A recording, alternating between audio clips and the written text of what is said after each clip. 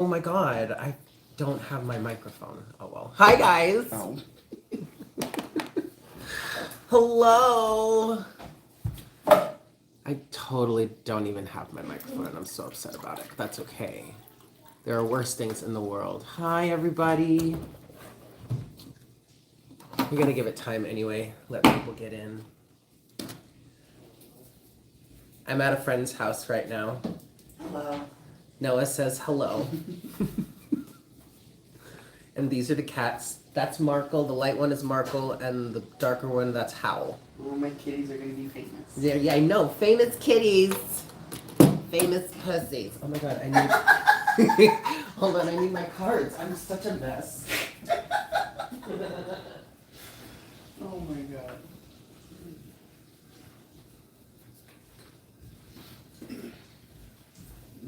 Such a mess, you guys. But I think, you know what? I'm gonna give myself a break. Hi, Ivy. Hi, Chanel. Hi, everybody. Hi, Shanika. I think I'm gonna give myself a break, considering the circumstances, because shit be cray right now. But that's okay, because we're pulling through. But, so as many of you guys know, we had, oh my goodness, ginger turmeric, please. Ginger turmeric? Yeah. You're making yourself too some, right? Yeah. Okay, good.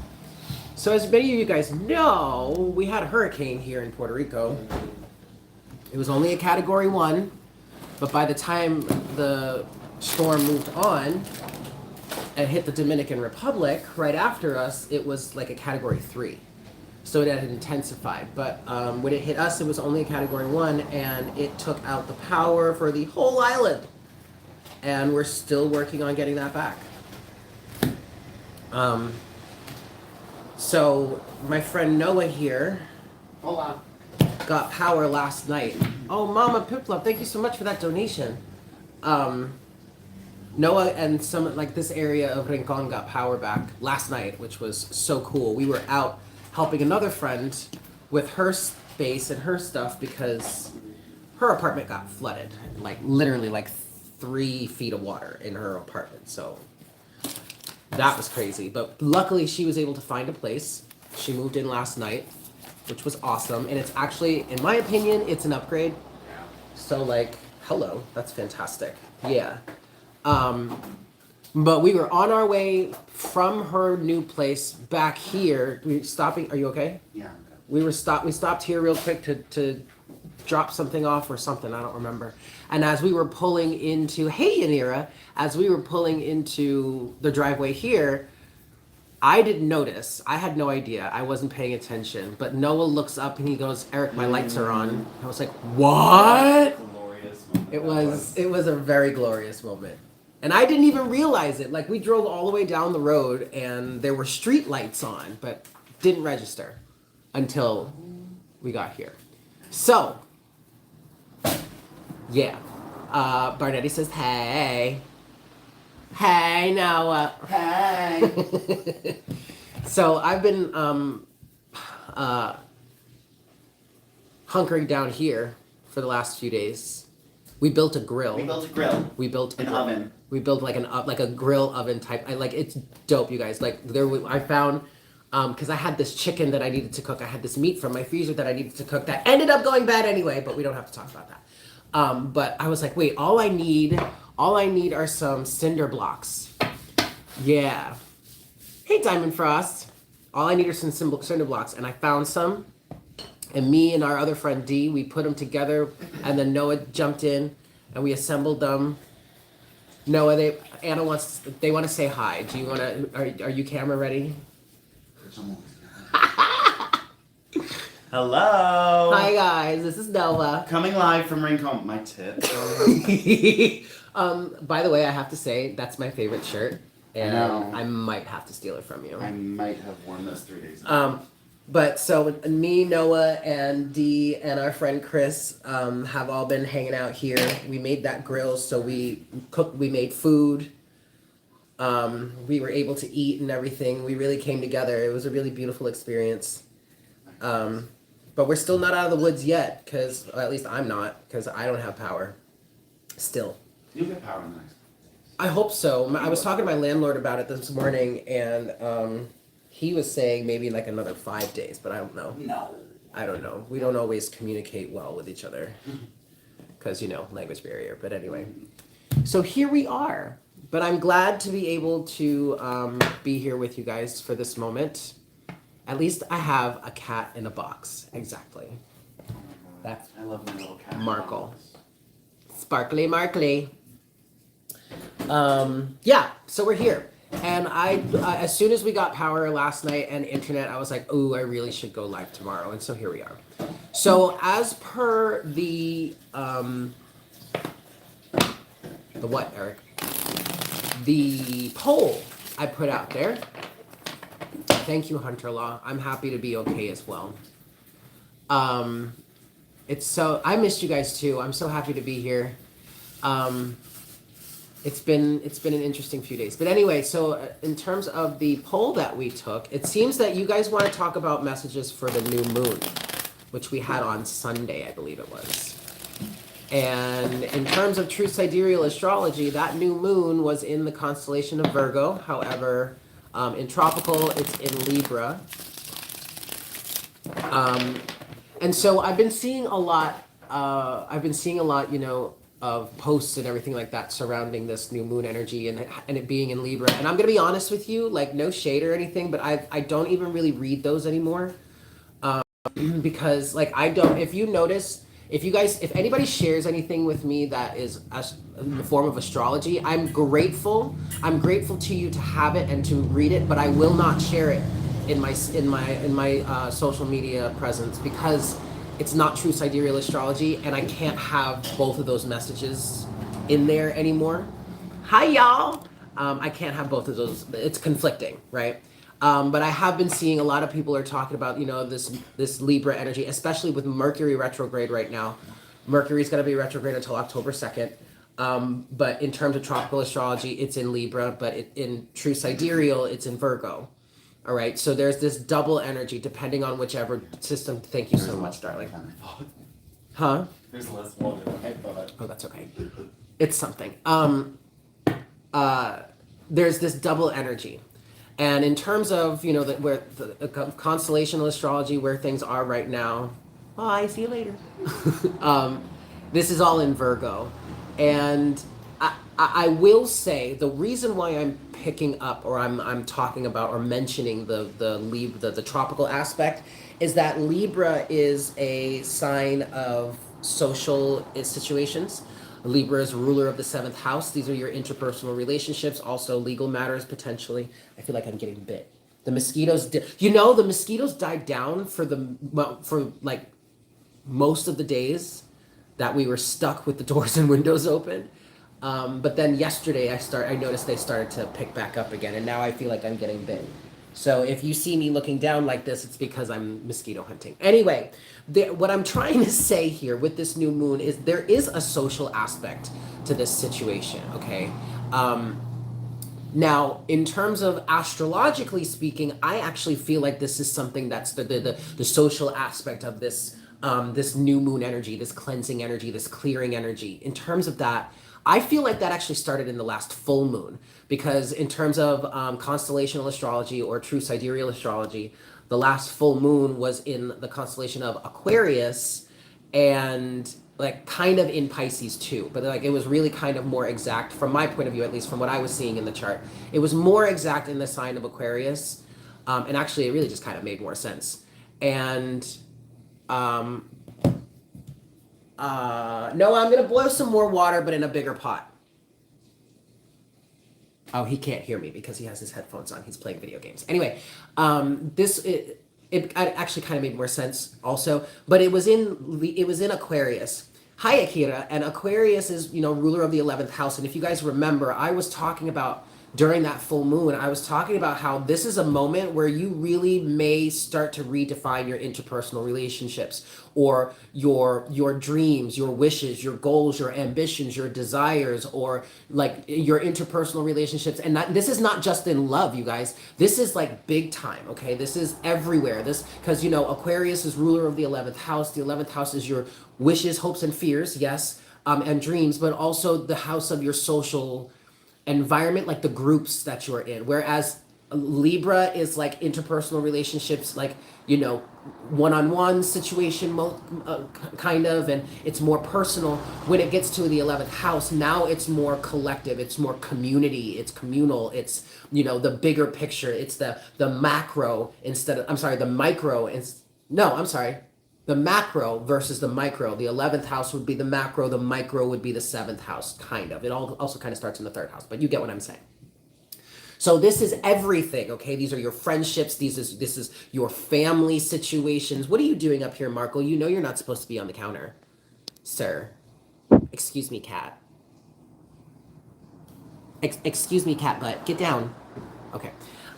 So, and if you really truly follow tropical astrology more than true sidereal, you've been seeing all these memes or all these posts, all this information about interpersonal relationships. A Mercury retrograde in Libra or new moon in Libra, so get all this stuff happening with your personal situation. But I really feel like this is something that kicked off during the full moon. Marco, good Lord. This cat is a little troublemaker. Both of them are, actually. Anyway, sorry, I digress. And so a lot of what is happening, a lot of what is shifting and changing for you interpersonally right now, if you are experiencing that, from the point of view of true sidereal astrology, what's actually happening is your interpersonal relationships are most likely changing. This could be romantic, this could be more personal one-on-one things, or it could be like on a greater scale for you. But it also is happening most likely because your dreams, your wishes, your fears, your hopes, your dreams, or your alignment to your dreams, your wishes and hopes and fears has probably changed as well. And that's really what's driving this change in your interpersonal relationships, change in the way that you align with people, change in the people that you align with altogether. Like I was saying during that full moon, you may realize that some of the see, that's a fresh bite. Ooh, I'm pissed. Okay. You may have realized during this last full moon that some of the people that you have around you, your friends, or maybe even certain family members or certain colleagues or whatnot, whatever, business relationships, gurus and stuff like that, people that you go, mentors and all that kind of stuff, you may realize that they are not in alignment with your hopes and dreams and wishes, or they do not serve your best alignment when it comes to fulfilling your wishes and pursuing your dreams and stuff like that. And so that could be a reason as to why these relationships are changing, okay? The tropical meme eruptions reminded you of Christmas decor. Oh my God, set out way too early and everyone jumping on the bandwagon. Can we talk about the fact that they're really trying to start selling Christmas shit during October? I mean, like it was September 1st. Y'all, we haven't even gotten to Halloween yet. Like, can we chill? Can we pump the brakes a little bit on the Christmas decorations? Now, granted, I am in Puerto Rico, and they really celebrate the holiday season here. It was September. They really was starting. They really love, but they celebrate Three Kings Day more. That's the bigger holiday, and that's not until January. But just like the holiday season, Christmas season, and all that is definitely a thing in Puerto Rico. So okay. But it's a thing everywhere. And I'm like, it's not even Halloween. Anyway, I'm so sorry. I digress. Anyway, so this could be a big part as to why your coquito, yes, coquito season, honey. Ooh, that shit is good. Anyway, so this could really be why your business relationships, definitely your interpersonal relationships, your friends and family alignments that could be changing. Now, this doesn't have to mean that it's changing for in a bad way. It could be changing for the better. Some of you may be experiencing relationships, rekindling of relationships. Who was it that I did? I'm so sorry, guys. I never got to finish the love readings for the singles readings for all of the collective. I might finish that up, or I may just like move on to the next thing. I'm so sorry. But who was it that I channeled that reading for? Gemini? Or was it Virgo? It was Virgo. It was Virgo.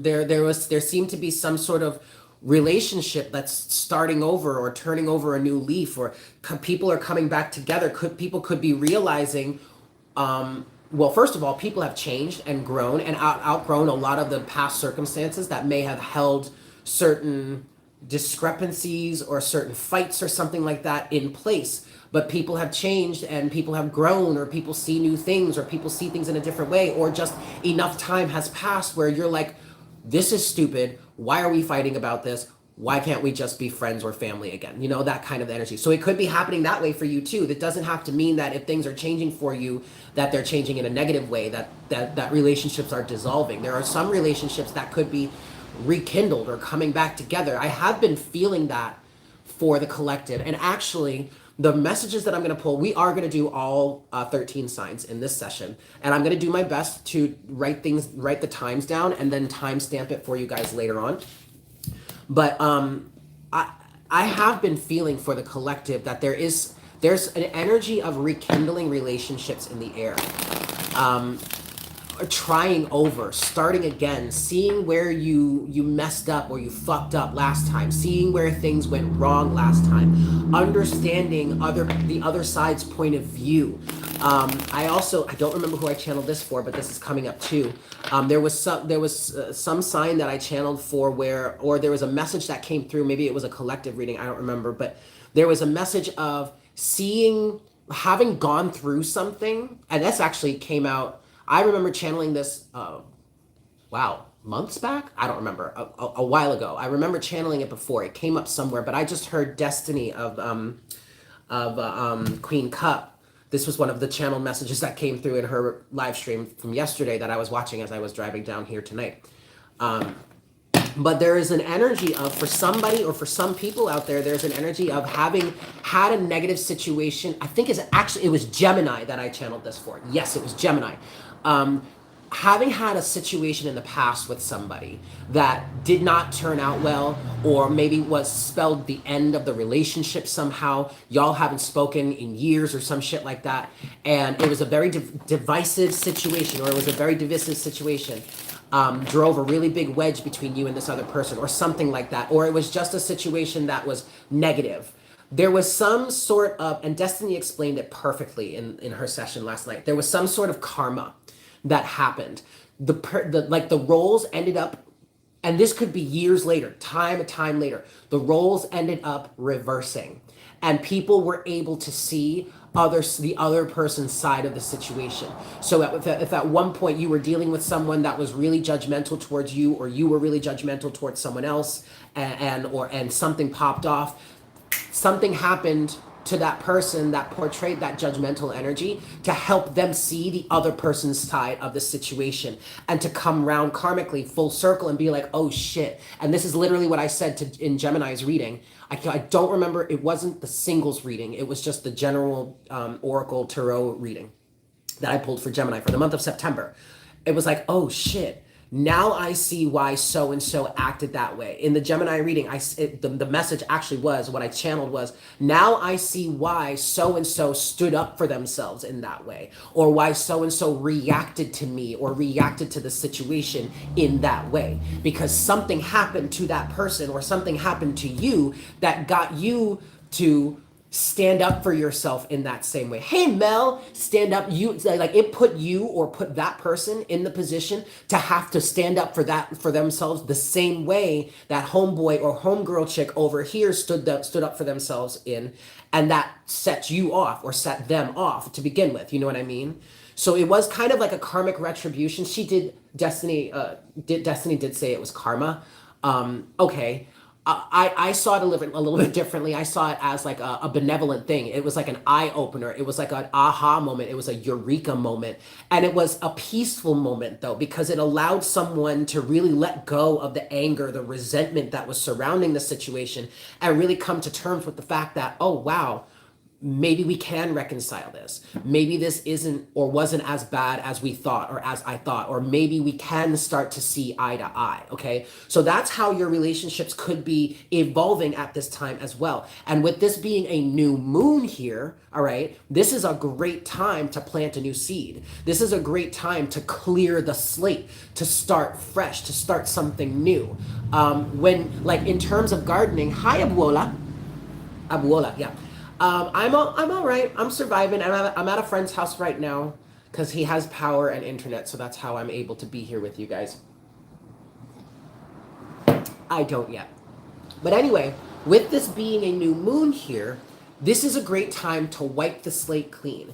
If you were to be gardening right now, like say if you were gardening by the phases of the moon, this would be a great time to plant certain seeds, to plant root vegetables, and maybe to transplant your plants if you wanted to do that, because all of the sap or all of the, well, yeah, the sap of the plant, or most of it is concentrated in the roots. And so that's where, you know, most of the nutrients are being pulled. That's where the moisture is. So that's where the growth can happen. Okay. Well, actually, I have that backwards. I think I have that backwards. I think this is actually the full moon. Oh, no. And then also during this new moon is a great time to fertilize as well, because it's really all the liquid and all the sap from the plant is in the root system, and so it'll be able to draw in more of those nutrients than say if it were a full moon, because when you think about it, it's the gravitational pull of the moon around the earth that affects the liquids on the planet, right? Both in our bodies and, like, say, the ocean.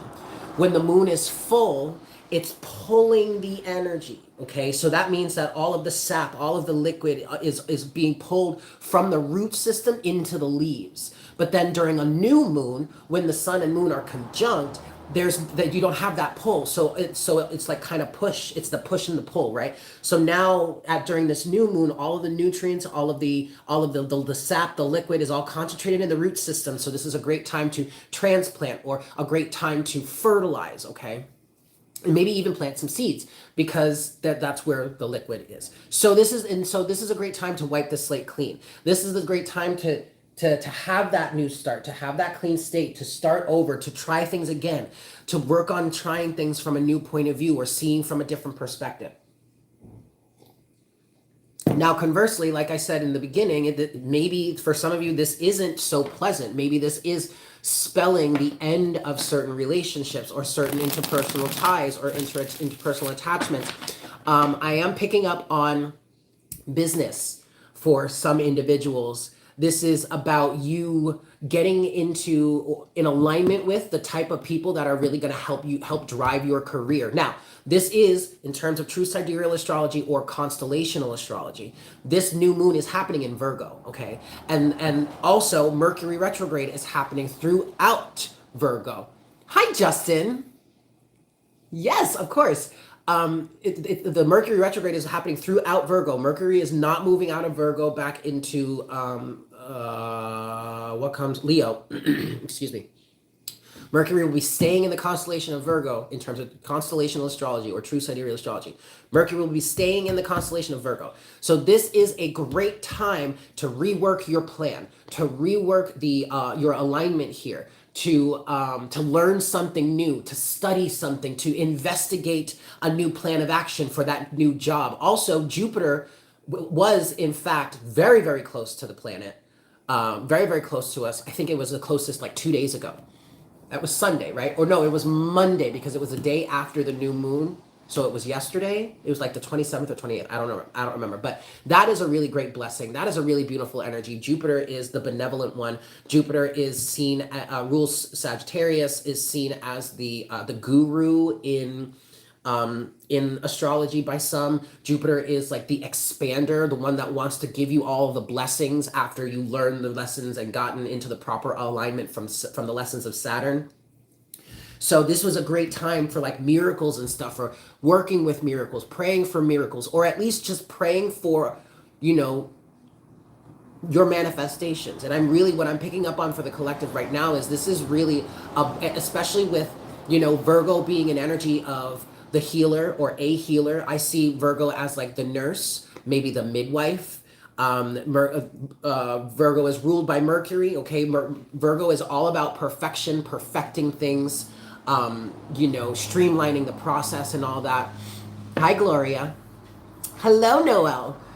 Um, so this Virgo energy for the collective, I really feel like is driving us, is pushing us to make the appropriate changes in our lives that are needed so that we can be more successful in the future. Because what I'm and this energy is benevolent. Don't get me wrong, you guys. It definitely feels benevolent for the collective, but it also feels rough and maybe kind of shocking and maybe kind of pushy in times. Like we really are being pushed to the limits right now. Like I know I am, you know, with dealing with this hurricane and it taking out the whole island in terms of power and, you know, going on. This is day 9 for me without power. Luckily, I do have water and I've had water because we have a separate water system. I'm up in the mountains. But this has been a trial and a half. Y'all should have heard us last night bitching and moaning about how we could not wait, or yesterday even, over the last few days, about how we could not wait for the power to come back. You know? You're right, Bernetti, it's unrelenting. So it's crazy. We're really being pushed. I'm glad I at least have water too. I'm so glad about that. But we're really being pushed, you guys, right now to make the proper changes. And it's not even about making those changes right now, okay? Make that very clear. Understand that. It's really not about making these changes right now. Right now, it's about going through the process and learning from what you're experiencing.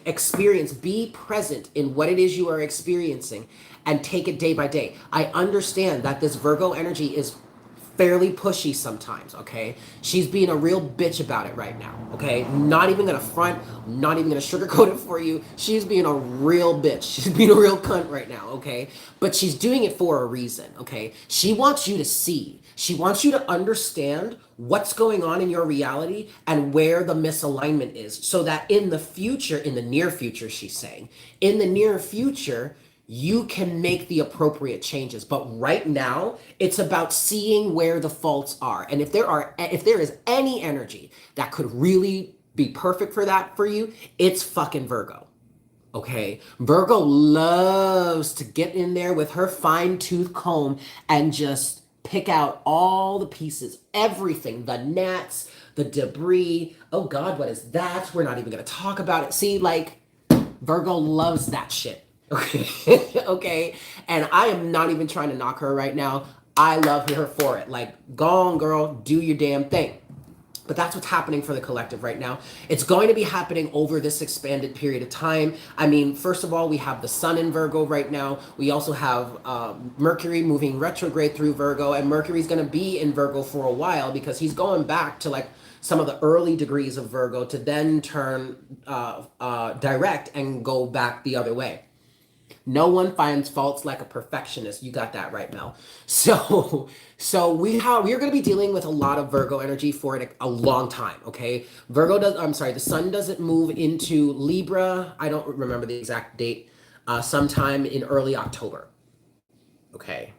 So we still have some more Virgo energy to go through. And then keep in mind, when Mars goes retrograde on October 31st, that actually could be a really good time for that's a good time for the implementation of whatever it is you are learning that you need to make changes in terms of, or however it is you're doing your research right now or learning a new process or everything. Hi, Jeannie Beanie.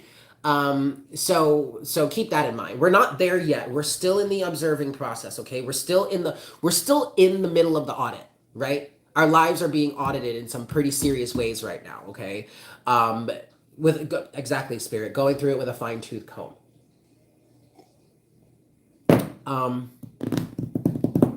I think that's all I have so far. Let me pause for a second. I want to put some more water on for more tea. And then we'll talk more about this. I want to pull messages for each sign. So we're going to do that. But I want to make more tea first. So hold on a second, guys.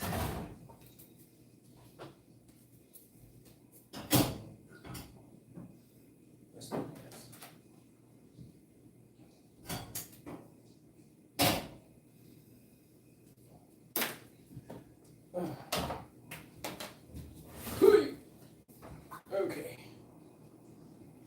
More tea.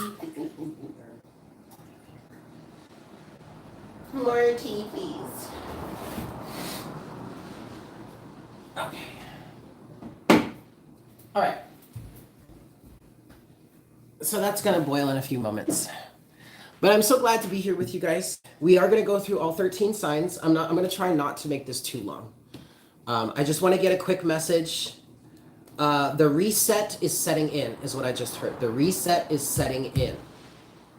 What I'm feeling for that, you guys, is that you are starting to feel it. You're starting to really go along with it. This new moon, you may find yourself, and I know the new moon has already passed, but here we are. Oh, I missed you guys so much. The new moon, in this energy of the new moon, you may find yourself settling into a level of peace, awareness, and surrender that you either haven't been able to access or achieve in the past, or you just didn't want to do it. You were, whether you were resistant because you were being stubborn, or you had some other obstacle or something like that. Like you channeled for a client, this was a wireless wellness exam where we are being poked and prodded to make sure we can endure the next part, like an astronaut getting ready to take off. Yeah, I would say that, Mel. That makes perfect sense. It's like we're going through a pretty extreme training to get us ready for what's to come. And I don't want to be like all doom and gloom and all that. But Mars retrograde is not going to be a pretty moment for us, you guys. And maybe not like for us individually here, maybe this in this collective, but like on the grand scale, I've been feeling that for the longest time. Like I said, a few days ago, or last time we had a session here, but I channeled that when Saturn started going retrograde. I was like, ooh, y'all, something about this Saturn retrograde does not feel right. Like some shit's about to pop off. And then months later, I realized after seeing things start to slowly but surely come to light and just like start to go off all these little bits and pieces and all these little fires starting everywhere, then I noticed Mars is about to go retrograde. Shit's about to pop off, y'all. Okay? Get ready. Like shit's gonna get nuts. Shit's gonna hit the fan, honey. All right. So, and I'm just trying to prepare y'all. I don't want to be all doom and gloom, but understand that this needs to happen. And then on top of that, it's not just unrest within human society. The earth, have you guys seen all of the natural disasters that have been happening within the last few weeks? Have any of you seen any of that? I'm really curious to know if any of you have. Yes. I knew you would, though, Barnetti. I knew you would.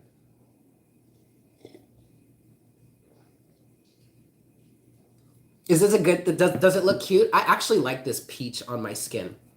You've seen it too, Mel. Yeah.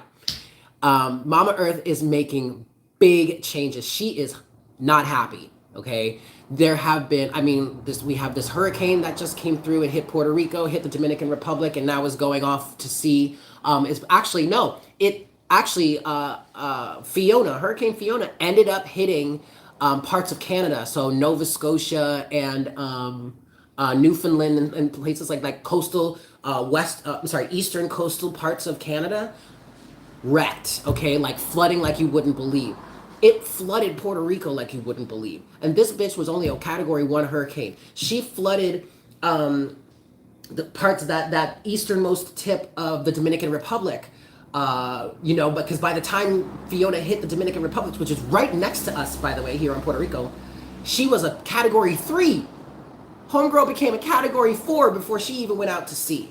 And then we have this next one, Hurricane Ian, coming in. Is going to hit the west coast of Jamaica, and then it's going to go up and hit Florida, somewhere in the Gulf. We have all the earthquakes that have been happening recently. There was maybe like a month ago, there was this big earthquake in in China.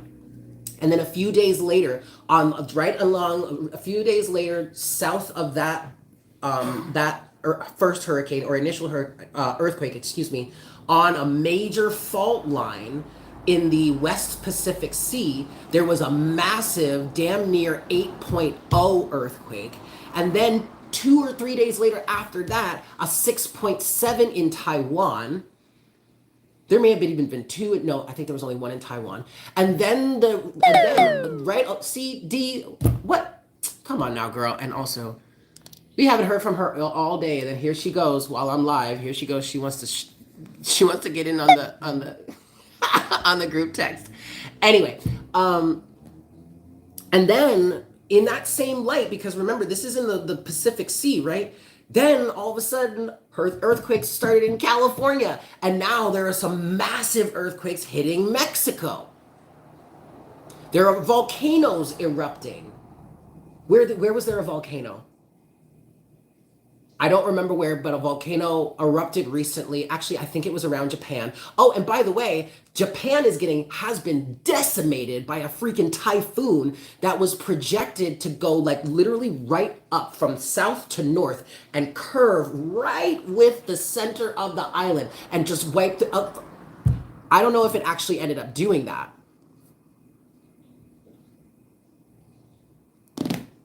You guys. Doomsday. I know, I'm sorry. 555 as I'm saying that. But anyway, you're a Detroit and like, are you safe? You know what? It's so crazy, Bernetti. It's like, where are we safe right now? I don't even know where. I don't even know where would be the safest place right now. I have no idea. No idea. So just understand, guys, that this is we are in our Merkaba. That's really about it. That's right, Bernetti. So I'm saying all this to say I'm not trying to be a doomsday or anything, but I'm saying all this to say like we're in a pressure cooker right now. Things are really about to get serious. Okay, so we really just need to endure this. I feel like if we can really get through however long this period is of like super intense pressure cooker, things are going to get a bit easier in the near future. Not that it's not like it's really going to let up, but we're going to find ourselves stronger on the other end of this in the near future. I want to say within like the next 6 months or so, it's not going to feel so bad if we really focus on doing the work that is being presented to us right here, right now. So for this new moon in this energy here, pay close attention to how you're being triggered, what is needing to be fixed, what you are coming up with intuitively that you're finding is the new direction that you want to move in, or what your intuition is saying to you. Because Virgo is quite intuitive anyway, okay? Hello, you woman, you're in Arizona and you're running out of water. Yes, Lake Mead and the Colorado River are drying up. There is a massive river in China that they used to transport goods and stuff, you know, that's dried up too. And they usually trans that over cargo ships. And they're having to divert all of those cargo ships into trucks. And like one cargo ship is like 500 trucks. Like, what? It's nuts. Hold on, I gotta get my water. And then we're gonna get into these individual readings. Marco, what are you doing? You better leave that water alone, cat. Cat.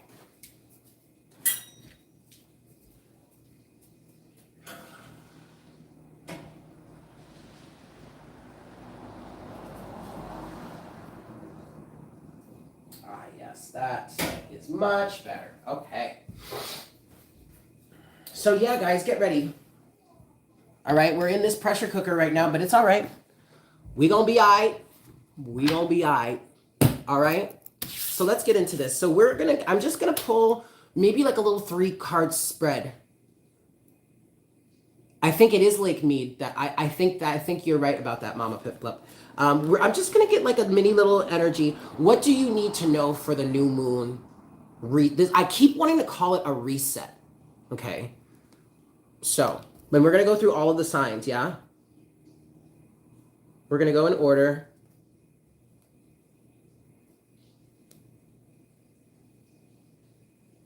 Okay.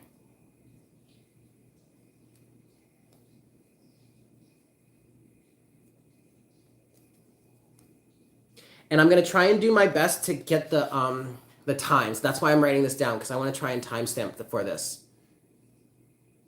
Timestamp this for you guys. A deep reset. Hell yeah. There we go.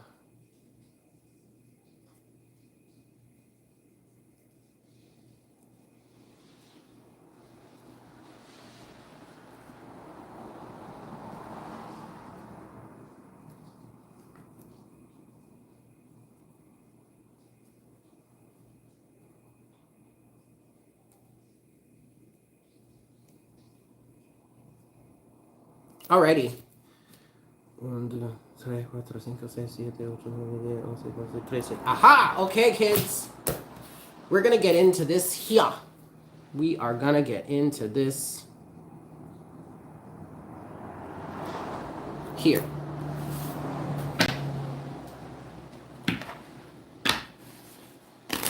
And we're gonna start with Aries. Yes?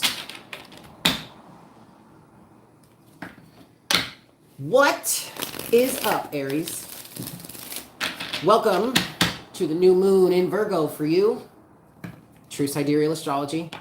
In tropical astrology, it is in Libra, but we practice true sidereal astrology here on Divine Conversations. So in terms of that, new moon in Virgo, Mercury retrograde in Virgo. For you, Aries, I'm settling into your energy, Aries, and I feel like you are either going off, you're popping off on people. You might feel aggressive at this time, Aries. You might feel, and a lot of your aggression may be coming from frustration. Things are not moving fast enough for you. Some of you have people around you that are just not moving fast enough, at least for your liking. But also, Aries, I feel like for some of you here, this is a lesson in terms of understanding how patient you truly are. I hear some of you talking to spirit being like, I'm patient, spirit, but then okay, and so spirit's like, oh yeah, and then they put this situation before you and they see how you react, and you react in not a patient manner, right?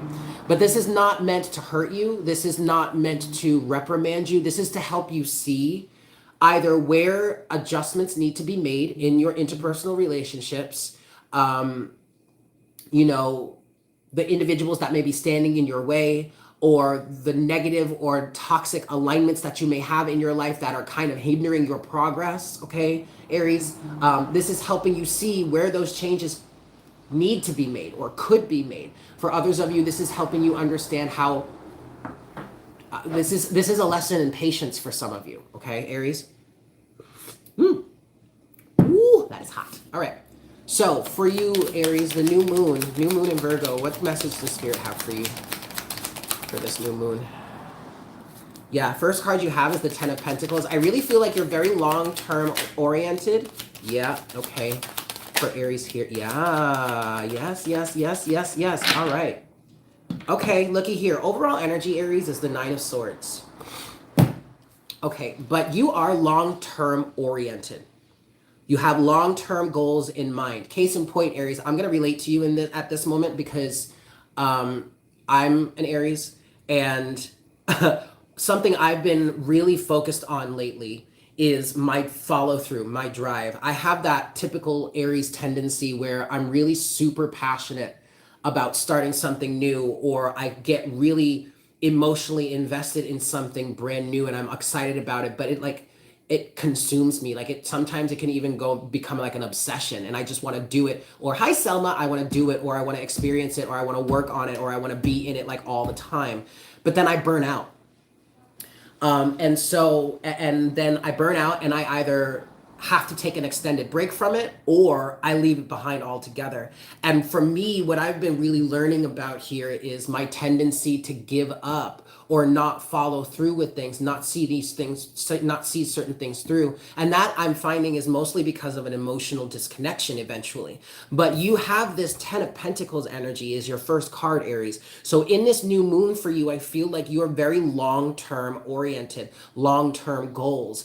Some of you are changing careers or trying to learn how you can have a better career for yourself, or how you can move up in the ladder in your current career, or I just feel mostly, Aries, I feel like this is an energy of change, great change, big change. I feel like for a lot of you, well, also, let me show you this. You have the Four of Swords with that and the Death card.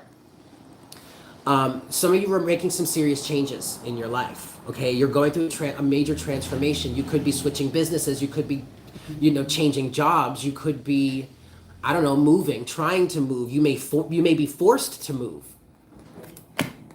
For some of you, this is family. Some of you are moving out of a parent's house or a family type situation. Okay, but ultimately, this new moon, I really feel like Aries, this new moon is helping you put this into perspective. Okay, it's helping you see what you need to see so that you can reach this long-term goal. And for the most part here, I feel like for whomever this message is for, this long-term goal that you are ultimately aligning with at this time may be an extreme departure from what you were aligned with in the past. For some of you, you literally want your future to look better or look brighter, or you see it going down, Nine of Swords. You see yourself going down a certain path and you want to fix that. You want to change that. You want to heal that. You don't want to continue going down this path anymore because you can kind of start to see where it could be leading you. And you're like, oh, no, no, no, no, no, no, oh, no, oh, no. Fuck that. We not doing that. We ain't doing that, honey. Okay. We ain't, no, fall back. Whoa, pump the brakes. We ain't doing that. Right? For some of you, Aries, this is actually a moment where you're really growing up. You have really matured. You are allowing yourself to take life seriously. Some of you are even getting serious on like your finances, or like really wanting to have a better hold of your finances, wanting to be able to be in a position where you can make money and save money. You know what I mean? Being more fiscally responsible, okay? But this is good, Aries. This is a good energy for you. I understand it's kind of scary, but use the tools that you have at your disposal at this time. Understand, Aries, you have this Four of Swords here, okay? And you have that with Death. This is really not a time to take action because you're still transforming, all right? So you need to focus on keeping peace within your mind. You're on a 7-month no-buy period. Yep, that's awesome. That's really awesome, you woman, you. But you need to allow yourself to be in this settled mind space right now so you can clearly see what is in front of you. So you can clearly observe from an objective point of view, ideally, what is going on around you and how your circumstances need to change or how they are changing, right? So that you can handle them accordingly.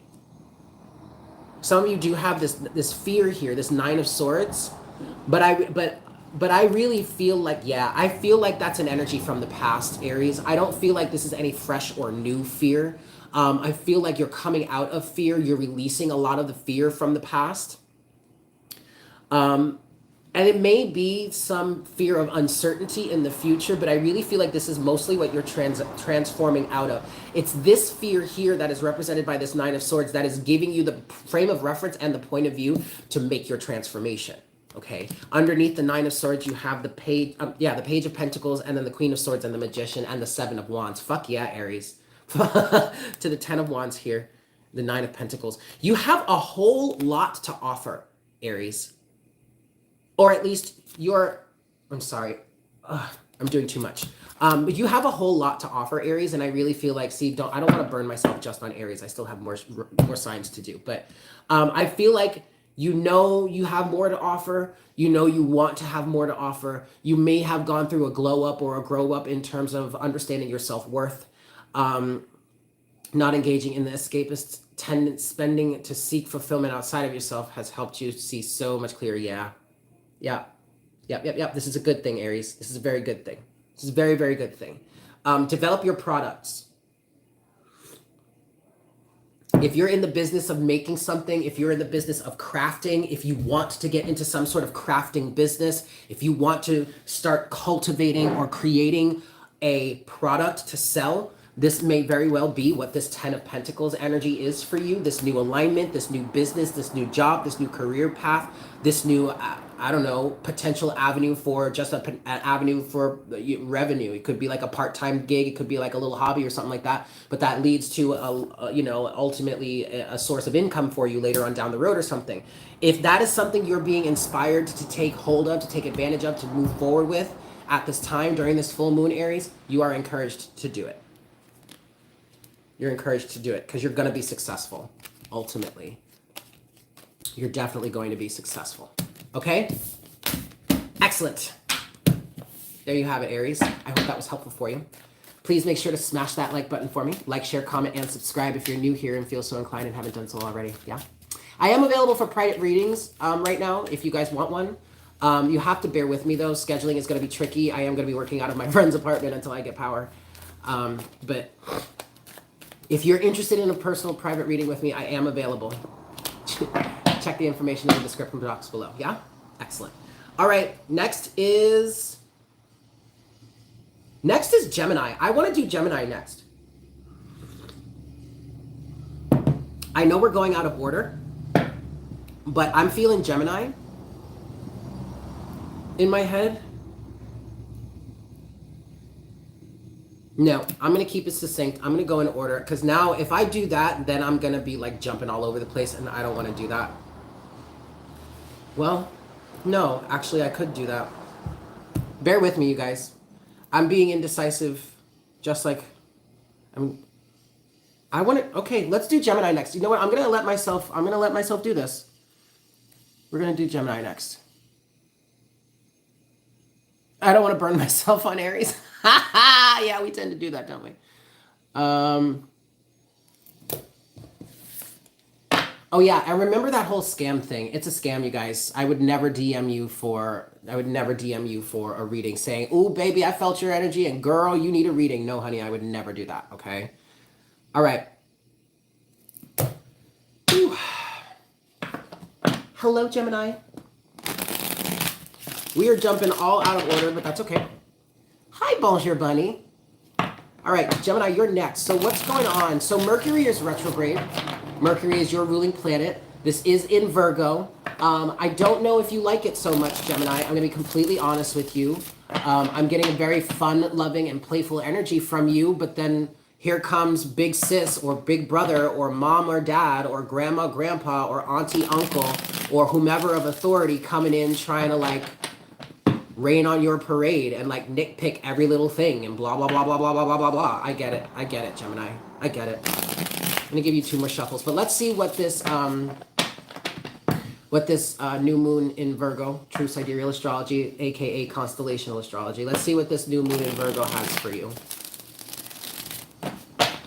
I'm gonna give this one last shuffle. Hello, beloved. Your ancestors reached out and told me you needed a fuck out of here with that noise. Please, guys, don't fall for the scams, okay?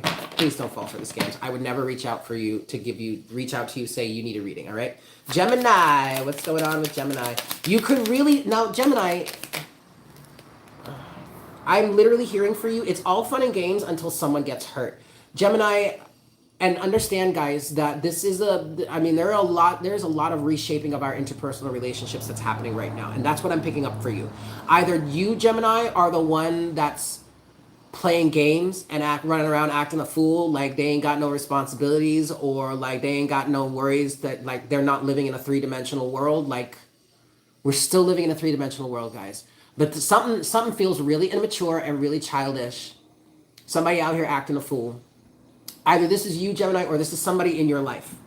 But understand, Gemini, that this is providing you with a perspective. Ooh, see, this is providing you with a perspective in terms of how you can change your circumstances in terms of these relationships. This is literally, you have the 9 of Swords, the Knight of Wands, and Death. This is literally an energy, Gemini, that is lighting a fire underneath your ass. If you're really feeling like you are being punished, you're being grounded, you're being reprimanded, you're being nitpicked by some sort of elder or an authority figure, you might be all up in Saturn's ass right now, or Saturn, energies of Saturn might be all up in your ass right now.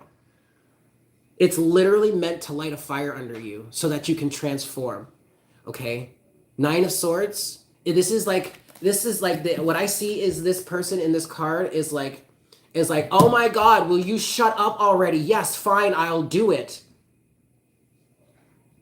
But they got you to do it, didn't they? Finally. Bing. Okay? This is all about you. Overall energy is the Chariot. This is all about you getting into your divine alignment, the best alignment for you, okay? Understand that the Chariot is about divine alignment, but the Chariot can be a very egoic type of energy, you guys, okay? And for some of you here, this is a specific situation in which you didn't have the necessary or the proper amount of drive, or you just weren't putting forth the proper effort to really get yourself to be successful in whatever this is for you, some sort of venture or maybe some sort of relationship or something like that. But that's because you were being too overly sensitive to ego and egotism and not asserting yourself because you didn't want to seem selfish. You didn't want to come across selfish.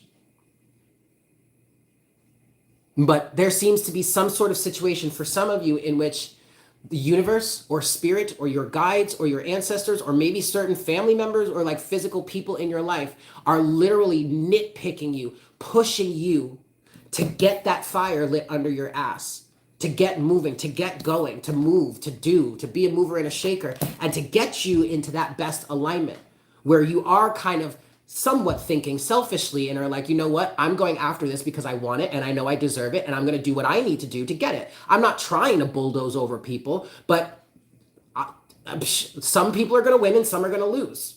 I'm going to win sometimes, I'm going to lose sometimes, but I'm not going to hold myself back from this any longer because I don't want to seem or come across selfish.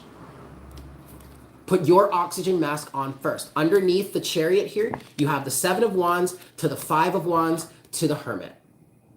This is about you getting into this alignment, Gemini, for you to be like, no, you know what? Fuck that.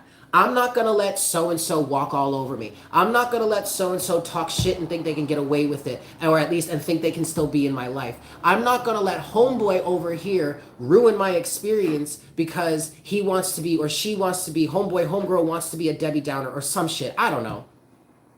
But something here is about you rediscovering your light and putting up the boundaries between you and this 5 of Wands energy, this external opinion, maybe even some sort of internal conflict, most likely generated from an external source, but actually I really feel like the internal conflict was a direct reflection externally, okay, if you've been experiencing external conflict. So, okay, if you've been experiencing external conflict, Gemini, it's a direct reflection of your inner conflict going on here.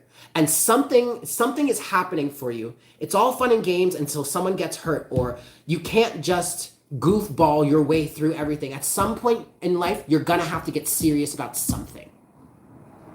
And the universe is pushing you, is constantly triggering you, is constantly pushing your buttons until you're just like, get me the fuck out of here. Like a bat out of hell, Knight of Wands to death, okay?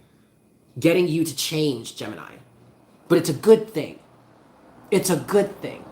Okay, Virgo, the energy of Virgo is literally looking at you, nitpicking you like a motherfucker. Okay, like that, like a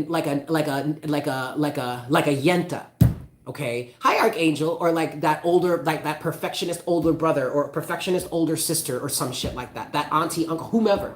Okay, and is seeing how that's getting on your nerves, but Virgo don't care.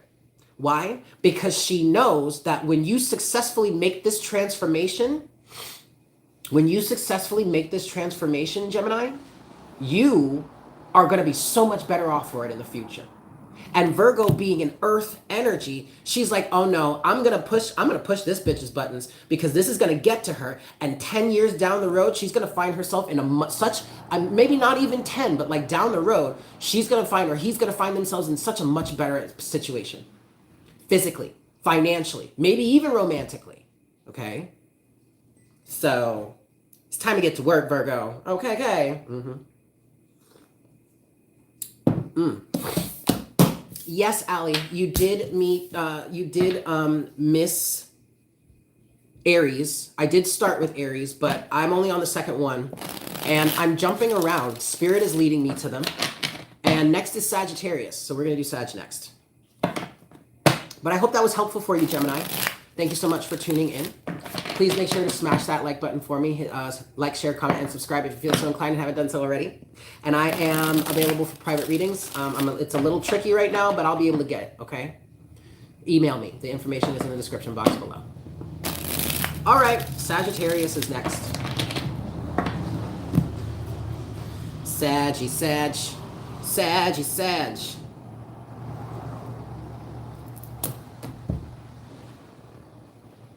Excuse me.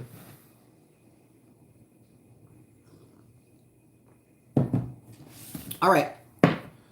I hope you guys are well. 33 likes, 33 people, 17 likes. Let's see if we can get 33 likes. 33 people, 33 likes. Smash that like button for me, yeah? If you haven't done so already. Hey, Sagittarius. One more shuffle for you. What's going on? Oh, Saggy, I'm feeling a bit of sadness for you. Hi, Chrissy. I'm feeling a bit of sadness for you, Sag. I don't like this. Disappointment. I feel like you guys have lost somebody recently, Sag. Somebody, or somebody feels like they may have lost somebody recently. Interesting, Sag. I'm hearing there's deep regret, there's fear, there's shame. Some of you are rising out of certain associations and or social groups that you know have been detrimental to you all this time, but you didn't care. You were just one love. You're a one loving being, and you just want everybody to be happy, and you want to be like Jesus and hang out with the less fortunate, or the not prim and proper, or no, don't have everything, or not always put together. But something about that may have been dragging you down. I wonder what this is, Sag. I'm hearing regret and fear. Maybe even shame. Maybe some guilt in there too. What are you feeling guilty for? See, the thing about this though is you have the potential for a new start. A clean slate here, Sag. What's going on for Sagittarius? What's going on? One more card for Sag. Okay, you get 2 more cards, Sag. Yep. Look at this.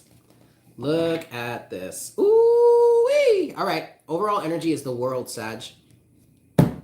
And you have 4 cards here.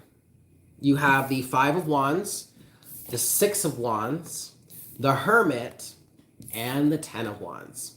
So this is literally, so the scenario that I'm picking up in my head right now is like, this is that type of situation where you start hanging out with a certain group of people. Like, let's say you're in high school and you start hanging out with this certain clique in the school, and people are coming up to you being like, ooh, I don't know if you want to do that, blah, blah, blah. And like, depending on your, it doesn't matter, but like either you're like, fuck you, who are you to tell me who to hang out with, blah, blah, you don't even like me, blah, blah, blah, blah, blah. Or like, you're just kind of like, no, like whatever, they're cool, I can hang out with them. Or you're just in that belligerent, I'll do what I want energy, y'all can't tell me nothing, okay? But that's what this 5 of Wands is, the conflict surrounding that. And I feel like the external expression of this conflict here, or this differing of opinion that you are experiencing in terms of whatever it is you're going through, whatever you're feeling this loss in terms of, the external representation of it, so like people actually coming to you and being like, I don't think you want to do this, or blah, blah, blah, or just whatever, that actually started to help directed you to what it was you were truly feeling inside of you, for some of you. But y'all were parading around here like everything was cute when it wasn't. But something is happening. Something is happening in a way to put you into alignment with your inner light, your higher guidance, your inner wisdom. Or you are gaining a strong level of wisdom in this situation, or through or from this situation. This is kind of like life experience I'm reading this as for you. Okay? And that the light that you're finding inside, Sag, or what this is helping you see within you, Sag, is helping you to recognize how you've been carrying a burden that is needless, how you have been overburdened here, how you have been potentially carrying wands for other people, or being or carrying the torch championing for other people that really don't need you championing for them to begin with. Not that they're not deserving of it, in terms of the fact that they're human beings. And you were, if this is resonating with you, Sag, you were trying to do the right thing, I would say. and giving these people an out, or giving this person a break, or giving these people a break, or something, whatnot, whatever. Trying to champion, literally championing for them, being their advocate. Six of Wands. You were trying to do the right thing. You were coming from a place of, I want to help, I want to heal, I want to serve. Okay, the Hermit, Virgo energy. Virgo is all about service. Okay, but honestly, though, something about this is like, ooh, that's not your cross to bear, boo. And again, it's not that these people or this person aren't deserving of being helped and of receiving healing. But ask yourself, what are they really doing to warrant your services, or to warrant your championing of them, or you being their advocate, or sticking by them, or standing by their side? Like, what are they really doing to deserve this? I just heard sticks and stones. I feel like that was the negative energy. Sticks and stones can break my bones, but names will never hurt me. See,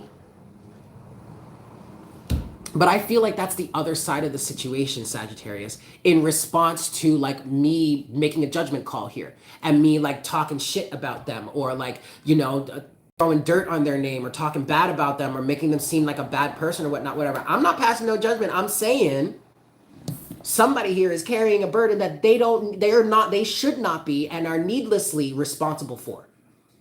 It's not your responsibility. And they may be getting really petulant with you. I feel like this is an energy of someone where you really try to bring the truth to them. So some of this Five of Wands energy, Sag, may be a situation in which you are dealing with the conflict because you see what's right and what's wrong here, and you're trying to be on their side about it. But they're not making it easy for you. They're not listening to you. They're gaslighting you. No, Sag. No, Sag. No, Sag. This needs to come to an end. And that's what this new moon is bringing you, the world. And also, this is definitely a life experience type of energy with this Hermit here and with the world. Because if this is resonating for you in terms of being a healer or a guide or something like that, like Sag, you are ruler of the ninth house. The ninth house is all about higher learning, higher wisdom, expansion. Sagittarius is ruled by Jupiter. Jupiter is seen as the guru, okay, by some astrologers. If that's really resonating for you in this way, you will never be of service in this way ever again. You will have learned what to take on as a healer, as a guide, as a whatever, and what not to. Or just as someone who wants to be of service, who wants to help, who wants to bring healing to people, who wants to bring love and light to people. You are absolutely learning a very valuable lesson, Sagittarius, in terms of what to take on and what to just leave where it is. That's why there is big life. This is a big life lesson. Okay. Major life wisdom that's coming in for you. Major wisdom. You're definitely, but to see, that's also part of the reason why this is such a difficult situation, Sagittarius. All right. So there you have it. That's what I've got for you. I hope that was helpful for you.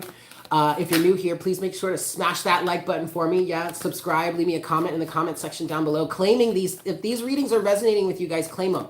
All right? Speak it into existence. Leave it in the comment section down below, okay? But I love you, Saggy, and I hope that was helpful. All right, next is Libra. Libra. Marsha. Okay. Sorry, guys. I'm a little loopy.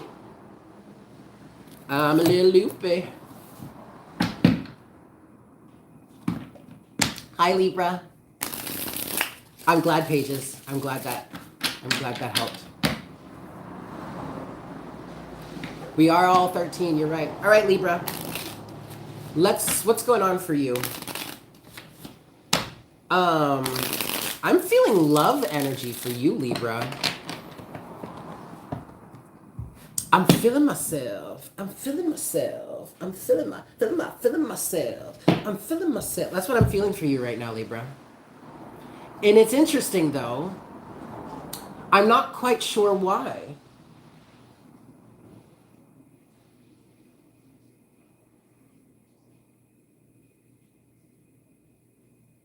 Some of you, I guess for whomever this reading is for, this message is for, Venus is being activated for you somehow. Venus currently is in the constellation of Leo, okay? Venus is currently, in terms of true sidereal astrology, Venus is in Leo right now. I feel like this is some sort of Venusian energy. Now, you're ruled by Venus. I wonder... Oh, that's right. Bernetti, I love you. Wasn't there a combination of energies this new moon? Yes. Venus is now in Virgo. Venus just moved into Virgo. Okay. Okay. And I remember now, with this conjunction of the sun and the moon, which is the new moon, there was also the added energy of Mercury and Venus. There's like a stellium of Mercury, Venus, the sun and the moon, all in Virgo during this time. Let's get it on. Gabby! What's up, Gabrielle? You missed Aries, Gemini, Libra, Aries, Gemini, and Sagittarius, but I'm jumping around, and we're doing Libra right now. But Libra, so, because what I'm feeling for you, Libra, is a Venusian activation. Something about Venus is really being activated for you right now, and that's why I'm getting this luxurious energy for you. Now, you are ruled, just like Taurus, you are ruled by Venus, okay? And so this might be similar for Taurus too. But for you, Libra, this is about beautifying yourself. 11111 on the counter. I feel like this new moon energy is really influencing you to change or zhuzh or step up your beauty game, your beauty regimen. Maybe some of you may be starting to change your diet, maybe get on a diet. I see some of you starting a new workout regimen, but it's all about feeling sexy, feeling better in your skin, loving yourself more, or straight up having a healthier body, okay? There is something about loving yourself more, literally feeling yourself all up and down, and doing all the things that you can to take care of, to pamper, and to nurture yourself. Yes. Yes, Libra, I love this for you. For some of you, this energy is actually helping some of you come out of your shell. I feel like there are certain wallflowers that are blooming at this time, that are starting to be seen, that are starting to want to be seen, that don't want to be in the background all the time anymore. They want to be in the spotlight too. And I don't feel this is selfish. I feel like this is you finally wanting to get out there, or finally wanting to live a little, is what I just heard, or finally loving yourself enough to say, wait a second, I deserve to be respected and seen and heard too. Some of you are coming out of childhood wounding that was very much rooted in the old adage, children are meant to be seen and not heard. And that's how either your parents or certain adults in your life treated you, and that really created a complex for you that you seem to be healing from now. Beautiful. 2 more shuffles for you, Libra. I'm feeling myself. I'm feeling myself. I'm feeling myself. I'm feeling myself. I'm feeling my... Yes, Libra.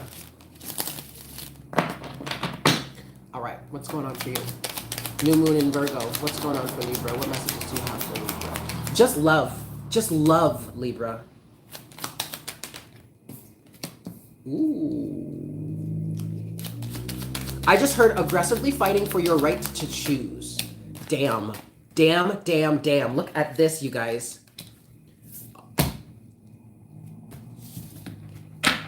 Libra. Oh my God, Libra. Look at this. The Knight of Swords. The 2 of Cups. Judgment. The Lovers. And Death again. Okay. So some of you Librans are I think it was Pages that said it. Was it Pages that said it? Somebody said, yes, it was, not dimming your light anymore. Not dimming your shine. Some of you are aggressively fighting for your right to choose. But I feel like that's for somebody here who who is being shunned from a certain relationship for whatever reason. But aggressively standing up for yourself. Okay? Putting yourself into alignment to be loved, to receive love, to get that boyfriend, to get that girlfriend, to go on that date. To look for something more in love and relationships. You are transforming out of a dimmed or a shortened or narrow, excuse me. You're going from a narrow perspective to a much more widened perspective. You are allowing yourself to believe that you can have more. And not only are you allowing yourself to believe it, Libra, you're allowing yourself to go after it. And in some cases, quite aggressively. I'm not mad at it, Libra. I'm not mad at it at all, okay? I really love this for you. There is a love offer coming in for you here. The Page of Cups to the Ten of Swords. But honestly, Libra, I feel like this Page of Cups energy is able to come to you not because somebody else rides in. I am feeling like for some of you here, someone may ride in, Knight of Swords, and like end all your troubles. Page of Cups, Ten of Swords. But also, the biggest part of this Ten of Swords that I'm feeling for you, Libra, is that y'all did this for yourself. Y'all literally pulled those swords out of your own back by yourself and stood the fuck up and said, no more. I deserve better than this. And that was when the door was open, wide open for a love offer to come into you because you weren't so narrow-minded any longer, or your perspective, your point of view, your vision of what's real and or your vision of what you could or can have is no longer so narrow. So now that you've widened your perspective here, now that you've opened the door, literally opened, now that you've opened the door instead of just having a window cracked, now that offer can come in, okay? This is gorgeous, Libra. You know what, Jeannie? It's funny because I was picking up sugar daddy vibes in that someone coming in to like fix all your problems. I did pick up on a financial tip there. But we're not going to talk about that. Libra, I love this for you. I'm going to leave it there. That's what I got. So that's what seems to be activating for you. What's this reset for you in the new moon? Beautiful, Libra. You better love yourself. I love that for you. I really, truly love that for you. You were too proud to have one when you were a baby, but you let daddy try it. Yeah, honestly, I was a little bit too proud too. I was a bit too proud too. Although I had my ex-husband is, I mean, he's much older than me, but he really he wasn't like a sugar daddy. We worked together, you know, but whatever. But now, now, you know what? I am accepting applications. Anybody out there that's looking to be a sugar daddy, I am currently accepting applications if anyone is interested. Okay, let's move on. Cancer is next. My Cancerians. Look, ain't nothing wrong with it. Ain't nothing wrong with it. To be all honest, do you, boo? I am not here to judge. All right. Hi, Cancer. Alrighty. So, new moon in Virgo for you, Cancer. Ooh.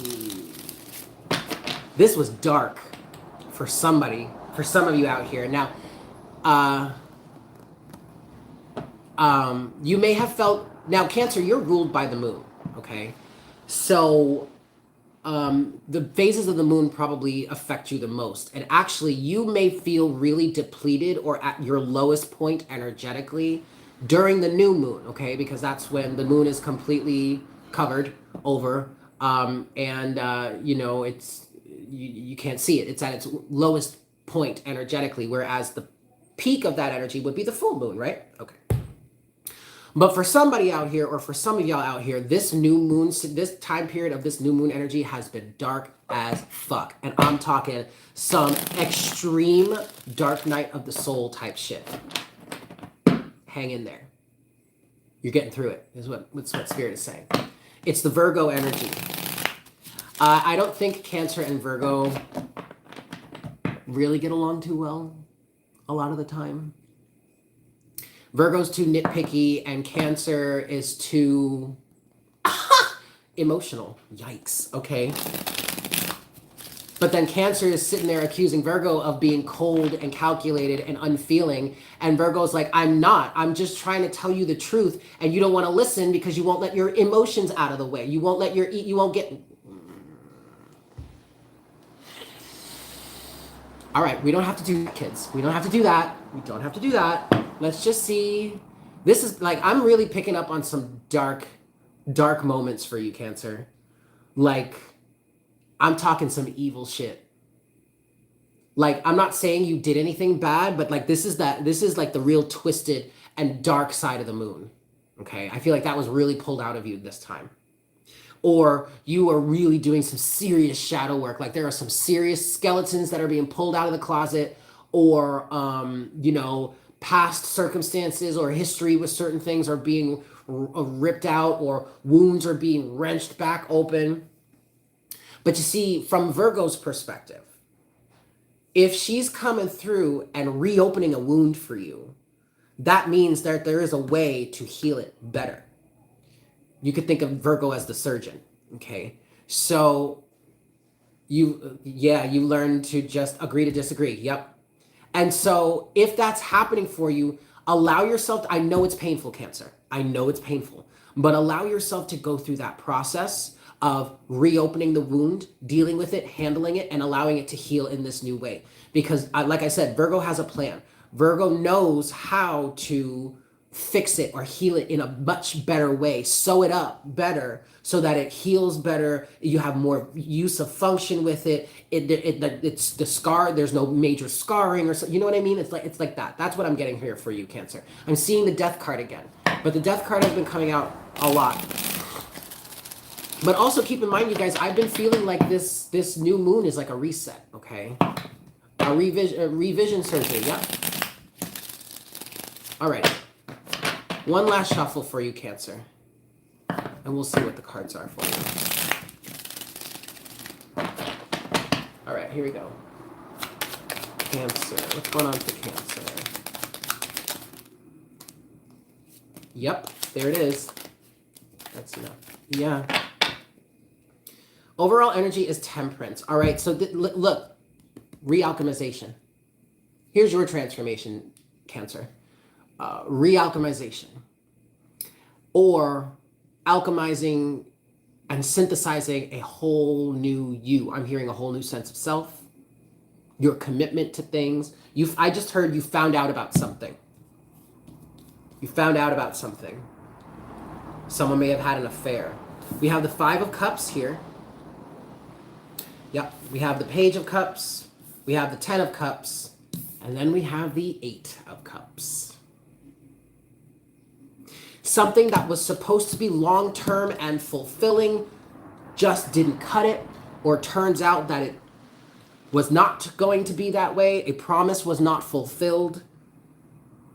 I'm getting, with this Page of Cups energy, Cancer, I'm literally getting infidelity. I'm getting like some new floozy or hussy or some new bro swooped in and like stirred up some trouble,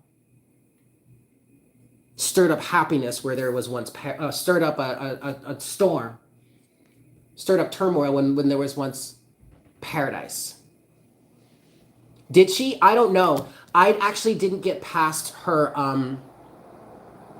I didn't get past the channeled messages of her video. It took me like 20 minutes to get down here because it was raining so hard at the time. But I didn't get past the channeled messages, so I don't know what happened, what she said when she pulled cards. But that's what I'm literally looking at, this Page of Cups here. Yeah, I really feel like This is a new, like literally, and I'm hearing Cancer, you found something out, or you found out, or I'm hearing you finally found out. 5 of Cups, that there was some other love situation going on the side here. Page of Cups, that was getting in the middle of some sort of happy family or balanced harmonious situation, or what was understood or thought to be a really loving and committed relationship, and now you're having to walk away from it. 8 of Cups. And this doesn't even have to be a relationship. This could be some sort of ideal that you've been holding on to that was never going to mature, that was never going to get off the ground. Or this might also be an energy of having to grow up, because I'm seeing from the Page of Cups to the 10 of Cups, having to get real with yourself about what you really truly want that's going to make you happy versus what you have in your life right now that's really not going anywhere. It's the Page. It's not the King, the Queen, it's not even the Knight, it's the Page. And I don't want to speak ill of the Page. The Page isn't always bad, but this is this in this case, this feels immature. There was some sort of immaturity or some sort of ideal you may have been holding on to that was, for lack of a better term, not going anywhere or wasn't going to go anywhere. And you had to come to terms with that, because you had to literally had to grow up in a certain way and say, well, if I want something greater, 10 of Cups, then I'm just going to have to let this go. Page of Cups, because it's holding me back. 8 of Cups. There's your transformation right there, Cancer. And it's definitely an internal transformation. This absolutely could be a relationship for someone. You know, this might have been, and this may have even been a friendship, you guys. It doesn't even have to be a romantic situation. You could have found out, I feel like I have cat hair in my nose. You could have found out that homeboy or homegirl was talking shit about you behind your back, or was holding you back. Yeah. Yeah. This could have been a situation in which you just realized you wanted more mature relationships in your life. That you need to have more mature relationships in your life. You need better friends. You want better friends. But then the dark night of the soul aspect of it is like you really had to look at yourself and come to terms with why you were holding on. Gosh, I'm sorry, guys. Why you were holding on to this situationship or romantic relationship or friendship or toxic circumstance, toxic situation, toxic ideal, toxic belief, old outdated belief, something that was childish and was like not really helping you advance or helping you succeed or helping you get your emotional best wishes and all that. Okay? It really took you going within, and that's why this was such a dark moment, because you really had to go within and be like, damn, who the fuck am I right now? Right? Ultimately, this is a good thing though, Cancer, okay? This is transforming you, setting you up. Like I said, this new moon is a big reset, all right? So this is setting you up for greater things in the future, all right? Okay, Cancer, that's what I have for you. I hope that was helpful. You like my baby hairs, my ringlets? I need to stop for a second, and I need to go handle my nose. I'll be right back. Stay right there, guys.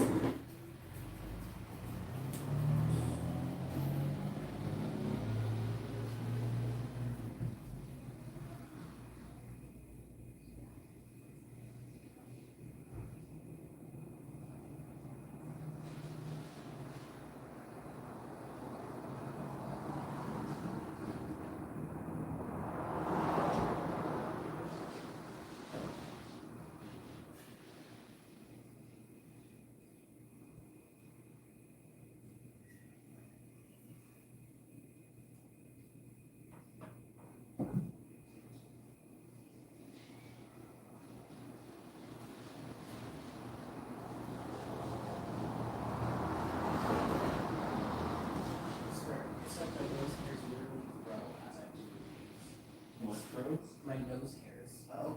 It's the weirdest thing I've heard. Okay. It's so gross. Hi, guys. I was just telling Noah as I was coming back in, I was like,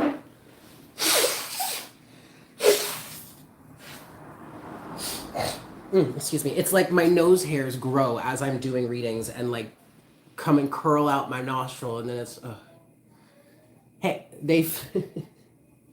are you talking about the cats? Where are the cats?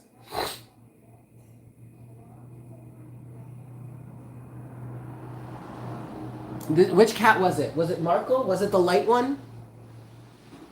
Is he in his box again? Marco's the light one. I think it's Marco.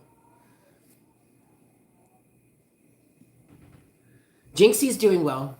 There were two. Yeah, there's Marco and there's Howl. Howl is the darker one. Oh, yeah. Dark one is Howl.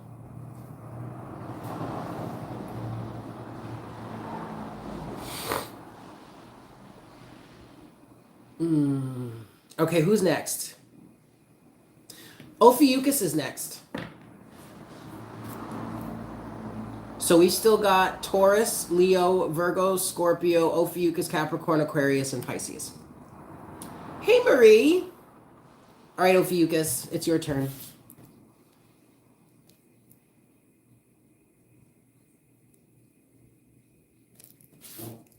Ophiuchus. Hi, buddy. I have been staying safe. Thank you, Marie. How are you, Ophiuchus? I don't really feel like this is affecting you much, this new moon. You kind of, you're giving me an image of just like a blank face. Just kind of riding through it. I'm not saying you're having it easy, but also there's nothing new in your experience, or it's nothing new, or it's nothing you haven't already experienced. I feel like you're well conditioned into this or something. I don't know. I just feel like you're not taming the snake, having tamed the snake. Yeah. I feel like there may be a level of mastery, Ophiuchus, that you are drawing on right now that is really helping you get through your challenges and struggles a lot easier than maybe some of your peers. And those peers being the rest of the zodiac too. You know what I mean? Like, also for some of you, I'm seeing just like a blank face. Just like literally like someone just blank, emotionless. You might be really drained, really worn out, emotional burnout.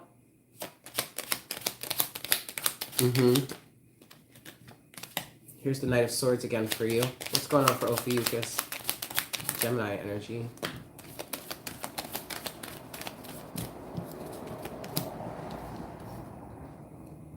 Yeah.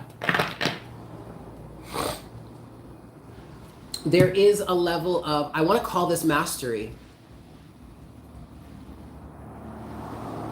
I really do want to call this mastery for you, Ophiuchus. You have the Knight of Swords, the Magician, and Justice. And the Magician energy is where I feel the mastery coming from for you. It's like you may seem emotionless right now, but you're not. You're focused. Because you know what it is that you have to do. You know what it takes. You know what the cost of the situation is. You know what needs to be done here. I'm seeing the Knight of Swords as your action. The action that you're taking. It's swift. It's fast. And with the overall energy of the Page of Swords here. Oh, look. And then there's death. For you too. And the devil. Okay. But, with the combination of this Page of Swords being the overall energy and the Knight of Swords is here, I'm feeling precision. I'm hearing precision. Strength, force, honor even. But I'm feeling a level of mastery for you, Ophiuchus, that's coming through with the Magician here and Justice. And I also heard the legal system. Somebody may be filing paperwork, filing for divorce, starting a business, getting paperwork together to file legally for something. But also, energetically speaking, Ophiuchus, I feel like you just know what to do. You know how to do it. You are using the universe's guidance here. I feel like in this magician energy for you, Ophiuchus, you're standing with the energies of justice at your back, kind of guiding you forward. You know what it is that you have to do. You feel very secure in what it is you are doing right now, the actions that you have to take, what it is you need to do to manifest, Ophiuchus. Okay? That's a really good thing.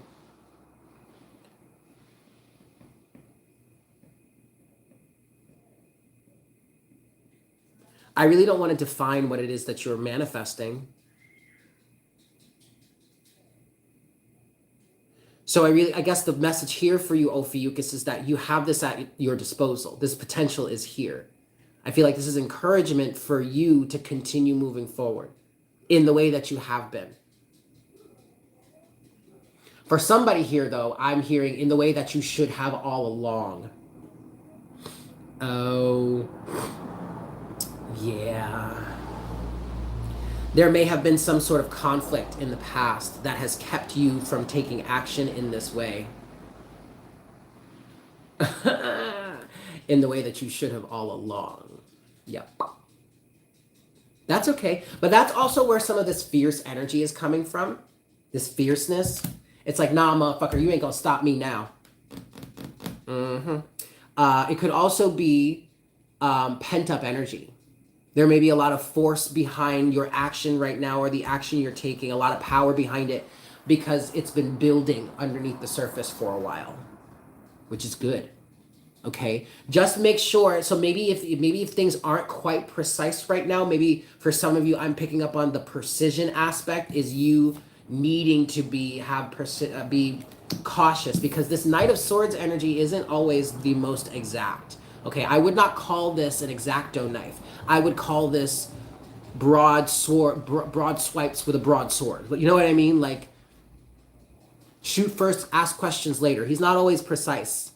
Very rarely is he's precise energy, actually. But you are being guided, some of you are, to keep your eyes open. Page of Swords. This is where the precision comes in. Okay? Or at least the potential for it could come in. This is the Page of Swords is your overall energy, Ophiuchus. So, but either way, Ophiuchus, you are in a good energy. Okay? Justice is on your side. I'm hearing legal battles. Some of you are going through a legal situation. All right? And it's time to let this go. It's time to cut yourself free from this dynamic, from this paradigm, is what I'm hearing. So some of you may be, literally, somebody may be filing for divorce, finally, or someone may be filing for a restraining order, or filing to dissolve a certain business or a certain partnership or something, or maybe filing to start a business. You know, maybe this action you should have taken all along was you following through with what your intuition was saying to you about it and starting that business.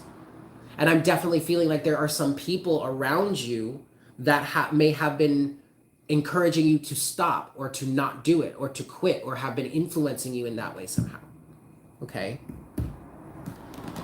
I want to see if that water is still hot. But that's what I have for you, Ophiuchus. I like that, though. Oh no, it's bone cold. Okay, hold on.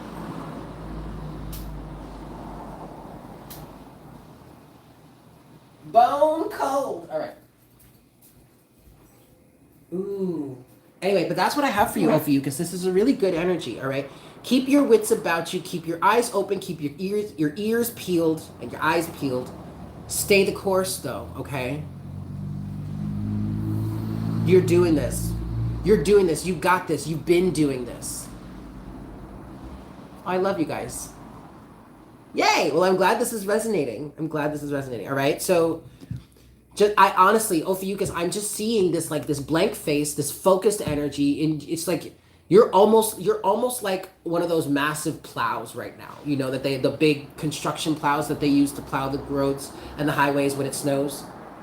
I mean, you could literally bulldoze through anything, but that's why the precision is necessary. Don't go picking fights with people you don't need to be. Don't be like Aries and go popping off on someone just because they hit you the wrong way on the wrong day. You know what I mean? I understand why you would want to do that, but it's not even necessary. Okay? And you know this. Again, there is a level of mastery that you are working with right now, Ophiuchus. So this is all really beautiful for you. I am loving it. So there you have it. That's what I got for you, boo. Yes, indeed. Leo. Okay, we'll do Leo next then. Stoically committed to staying in your lane. I know that's right. I know that shit is right, honey. All right. Leo.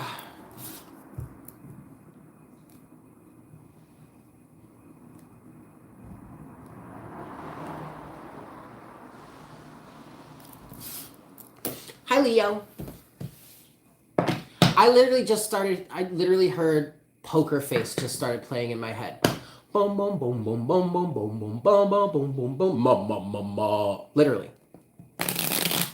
You got your Poker Face on, huh, Leo? Now I just heard can't touch this. Do, do, do, do, do, do. Okay, Leo. But I feel like you're running towards something? Or are you running from something, Leo? What's going on with you? Green energy. I am seeing green energy for you, Leo. Your heart. There's something in your heart. I feel like you're being shady, secretive, discreet, shall we say, about something. You're planning something. I'm not trying to blow up your spot, though, because that shit ain't cute. But hold on, Leo. Damn, this thing boils water so quickly. Ooh.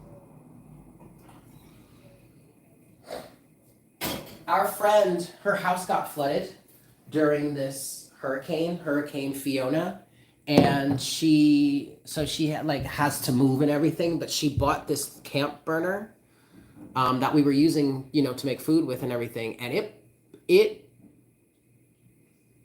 boils water so quickly. It's amazing. Okay, anyway. Blow up the spot? All right, Leo. Well, let's see. But I am seeing green energy for you. I feel like you're running towards something. You might be running away from something, but you are definitely running towards something. And I'm hearing you're gonna get it, or I'm gonna get it. Which means to me that whatever it is you're running towards, whatever it is you're reaching for, whatever it is you're desiring, ultimately you will receive it. Okay, Eight of Pentacles just caught my attention. If you work hard for it, or if you continue to do the consistent work, if you continue to follow through, if you continue to show up in the ways that you have been, you will receive what it is you're intending to, what it is you're running towards. But you are being shady about it. You are being a trickster, I want to say. I just heard a trickster. But I don't feel like it's for malicious reasons, Leo. I feel like it's because you know damn well there are people around you that will try to sabotage you should they know what it is that you're trying to do, which is why I'm not trying to blow up your spot right now like that, okay? So good. Don't let them know. They don't need to know. Is it any of their business? Nope. I know that's right, Leo, Ace of Swords. But there is definitely a level of righteousness with this that I'm getting with the Ace of Swords. I'm hearing you have the upper hand here. So you, Leo, may have some knowledge that these other people don't know about, or certain people around you don't know about, whether they are in competition with you or not. They don't know, but you know. And you're putting that knowledge to good use. What's going on for Leo? Ooh, because I love myself fully. Ace of Cups. And I intend to fill my cup, is what I also just heard. This also, oh shit. Damn, Leo. Wow. Wow, Leo. You have an idea. You have the wisdom, you have the knowledge, you have the understanding, you know the truth. You have the emotion behind it. You have love behind it. You have love for yourself behind it. Should you continue to follow through and stay committed to this situation, to take the steps, okay, you have the Hierophant here. This to me is giving me Saturnian energy. If you remain committed, I keep hearing, if you follow through, eventually you will receive the offer. Ace of Pentacles. 3 aces, Leo.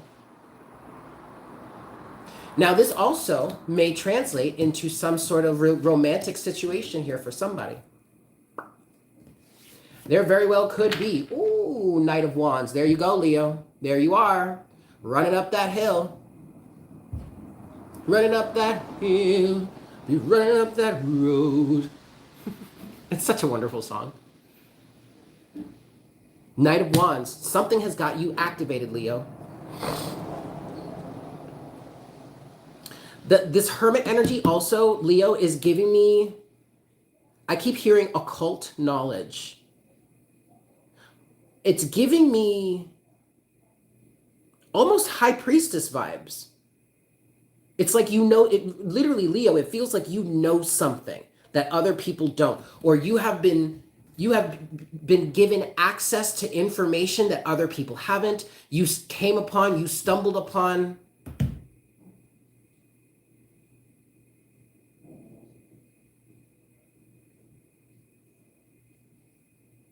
The Hierophant is giving me commitment energies, though.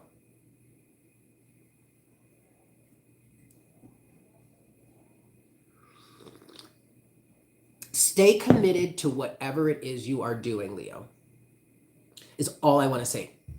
It's all I want to say for you. You're going to get that offer. Ace of Pentacles.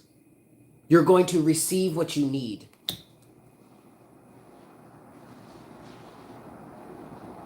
The truth of the matter is key here, though, Leo. And in this truth, I also feel like what's very important here, Leo, is to know what it is that you want. Know what the situation is. Know what the circumstance entails. Okay? There's going to be some sort of compassion that's going to be extended towards you, or you're extending some sort of compassion, Ace of Cups, or this is you just having the love and the respect for yourself. I want to say to keep something hidden. Or to receive something from someone, maybe from an institution. This might be a loan. Or something like that. Something, I'm hearing a loan in good faith, a commitment in good faith. This could be an offer, a business proposal, or like a commitment, or a proposal for marriage, or some sort of offer of commitment romantically somehow. Okay? So whatever it is you're running towards, Leo, and I don't think this is a bad thing, because here's that Knight of Wands energy. Okay? I feel like you're enthusiastic, you're excited about it. It's the next venture for you. Sagittarian even energy. Whatever it is you're running towards, keep going, because you're gonna make it there. And the Hierophant is giving me Saturnian energy. So I feel like your commitment is being tested at this time. Home equity line of credit. Look at that. I love that, Gab. I love that, Gabby. Your commitment is being tested here. This does feel like this is a test of your commitment right now, Leo. Whatever it is you're going through. Remain true to the circumstances. Whatever the truth is, remain in alignment with that. Remain open-hearted and compassionate and loving. And through this test, this trial, this tribulation, you will receive what you need. Ultimately, in the long run, eventually, however that works out for you. Okay? That's your new moon message. I hope that was helpful, Leo.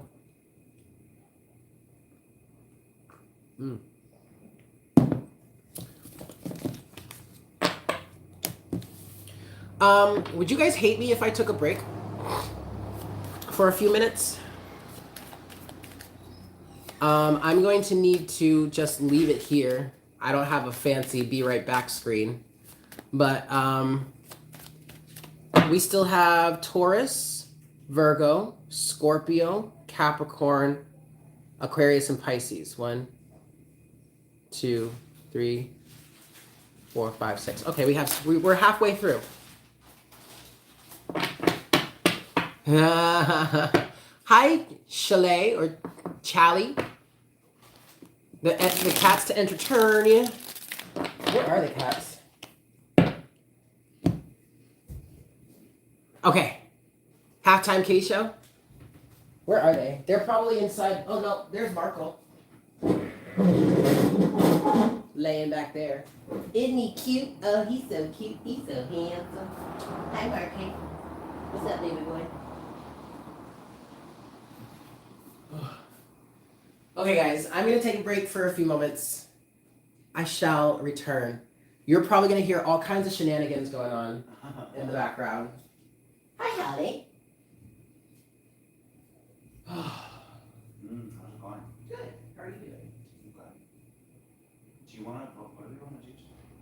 I don't know. Do like a fire or something? You know what I was thinking? Like some bolognese, like go get some meat and pasta. I have a can of sauce that's here. I have to go to the, I don't know, to get stuff to clean out the fridge. Okay, so we could do that. Okay, in there. Perfect. Okay. Also,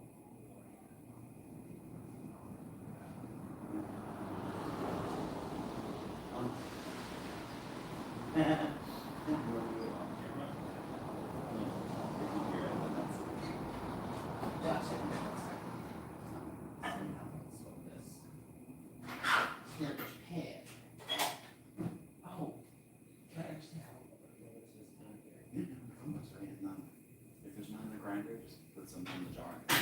shenanigans, y'all.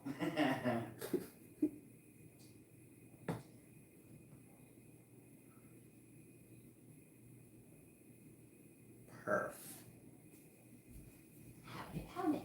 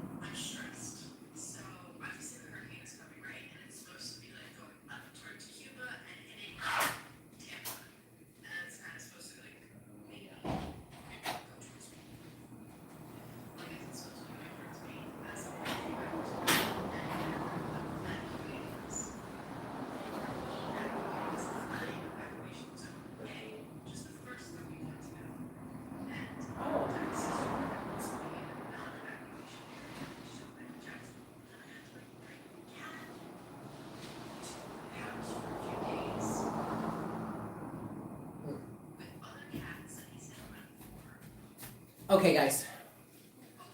We back in. I like having this blue behind me. Not like you can really see it. Doesn't matter. Hi, guys. Welcome back in. I'm gonna sneeze.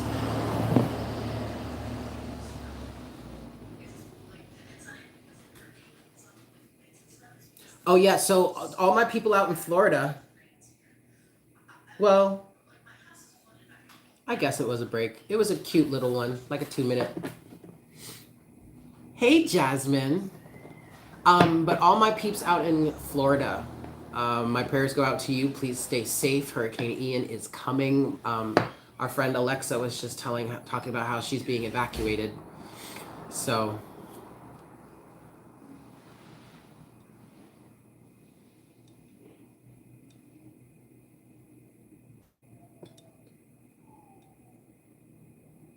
Oh, there was a whole ass conversation going on here. Ah, dreadlocks. Very nice.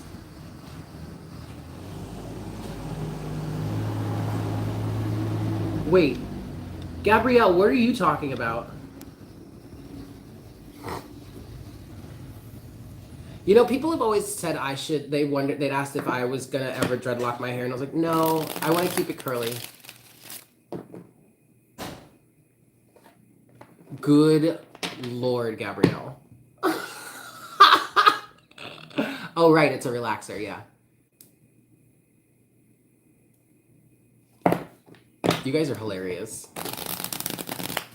So hilarious. I'm gonna make pasta sauce tonight. That's gonna be really good. I love my curls. Thank you. I love my curls. And I've always wanted to have long, flowy hair, but like, it does literally, maybe I should trim it more often, but it literally does not go down past my my shoulders when it goes past my shoulders when it's wet, but when it's dry, it's like up to here. Don't you no defined curls? Okay. Oh, thank you, Shanika.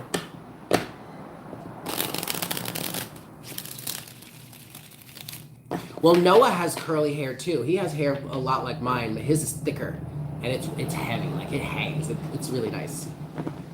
Thanks, Pages. Oh, you guys are so sweet. I promise I wasn't fishing for compliments. Yikes. Do I have chapstick? I do. Alrighty, kids. Let's get back into these readings here. What's arrabbiata sauce? Arrabbiata.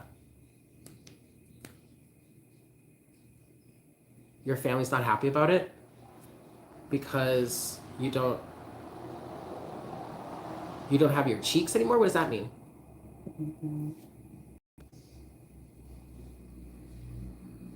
The shrinkage. No, the shrinkage is real, y'all. It's like really real.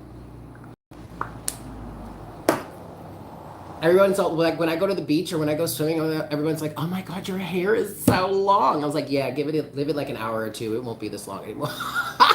But I love my hair, and Noah's too. I love our hair the way it looks when it's wet. It's so nice. Ooh, down to the middle of your back, Pages. I'm so jelly. Shrinkage is so real, y'all. It's kind of embarrassing at some points too, like especially when it was really short. Oh, yeah, I've never done, well, yeah, I've never bleached my hair. The most processing I've done to my hair was I relaxed it at one point in life. And I made the mistake, I was so stupid too. I was like perfect, and I should not have done this, but I made the mistake of before going to get the relaxer done, I washed my hair. Oh, such an idiot. And like the amount of, like, it was just in the perfect place to have it. Yeah. So bad. I was young though. This was back in 2007. I was 20 at this time. Yeah, around 20 when this happened. Oh, Hannah, yeah, I don't have grays yet. I would love to dye my hair like blue black or like midnight purple. That would be nice. Or have highlights of like blue or purple or something like that. You bleach yours every couple of months? You know what's crazy? It didn't burn much. She did a really good job. And she didn't leave it because I told her I washed it, and she was like, "Oh no, really?" So she knew not to leave it on too long. But yeah, pink, blue, and purple, Shelly. I love that. Your daughter just went to a who wet combed and cut her hair and then shrink. Oh no! Oh no! Oh, Gabrielle, I'm so sorry. My condolences go out to your daughter. Oh, God, no. Oh, poor girl. That sucks. And I don't mean to laugh, but damn, that is brutal, man. Ugh, I could not imagine. Oh God, the terror, the horror of it all. And it takes curly hair so long to grow out. You do it yourself too? That's awesome. A beautician in the hood. Yeah. But where you are, Gab, is it that easy? I mean, I don't know. I would say take her to like a Dominican hairstylist or something. They would know what to do.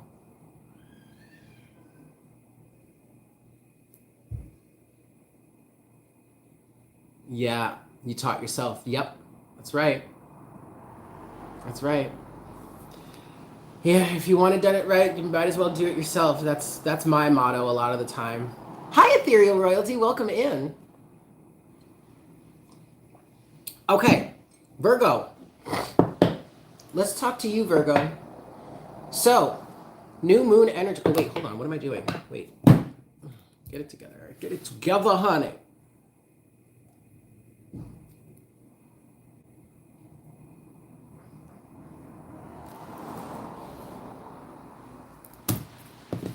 Hi, Virgo. Lesson learned. Yep. All right, Virgo. New moon. In terms of true sidereal astrology, the new moon is in your sign.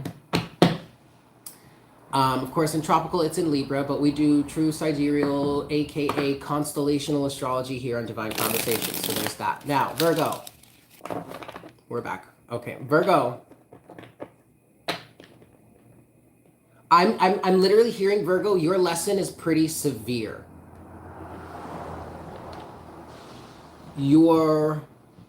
I'm hearing you're really taking accountability in this one. Or at least you're learning to. And for some of you Virgos, this is kind of like the spotlight that you normally would shine on other people and like maybe their imperfections or something like that. That's kind of being turned on you right now. It's not a bad thing. Ultimately, it's good. I'm going to give this one more shuffle, but that's what I'm hearing for you right now, Virgo. And that doesn't mean it's a tough lesson, maybe, because your ego is involved with it. But also, oh shit, what was I going to say? Also, it doesn't feel like it's all that bad, though. You may actually be having a pretty easy time with this right now, whatever it is you're going through, or at least the energies. It might be, even though this is kind of a tough lesson, it might actually be easier for you to get the work done because of all the placements that are in your sign. Even though, yes, Mercury is retrograde in through your sign, that is obviously speaking to some level of needing to change something or being able to change something, being able to shift something, okay? But I feel like you might be having an easier time with it than normal, or maybe an easier time than some other people may have, you know, considering or given the circumstances. But also, Virgo, I feel like what's really helping you is the sun, the moon, Mercury, and Venus are all in Virgo right now. Okay, so that's really what could be helping you with this project, with this aspect, with this change, with this sense of ego, I want to say. Handling or dealing with your ego for some of you. Yeah. Okay. Okay, yeah, see, look at this, Virgo. Overall energy for you is the Page of Wands. All right, definitely a self-transformative energy, a self-transformative time. I feel like also, Virgo, some of you may be discovering, okay, so this spotlight has been turned on you, but it's not a bad thing for some of you. For some of you, you are actually able to use this spotlight to see aspects or powers or abilities or a part of you that you have never seen before. A side of yourself that you have never seen before. For better or for worse, I don't know, okay? But either way, this feels like the energy is flowing fairly easily for you. Yeah, you do have this Page of Wands here as your overall energy. With that, you have the Page of Cups, the Knight of Cups, and the Two of Wands. And with this Page of Cups now, I'm hearing a new vision. And that also could be, that also could be boosted by this Page of Wands energy.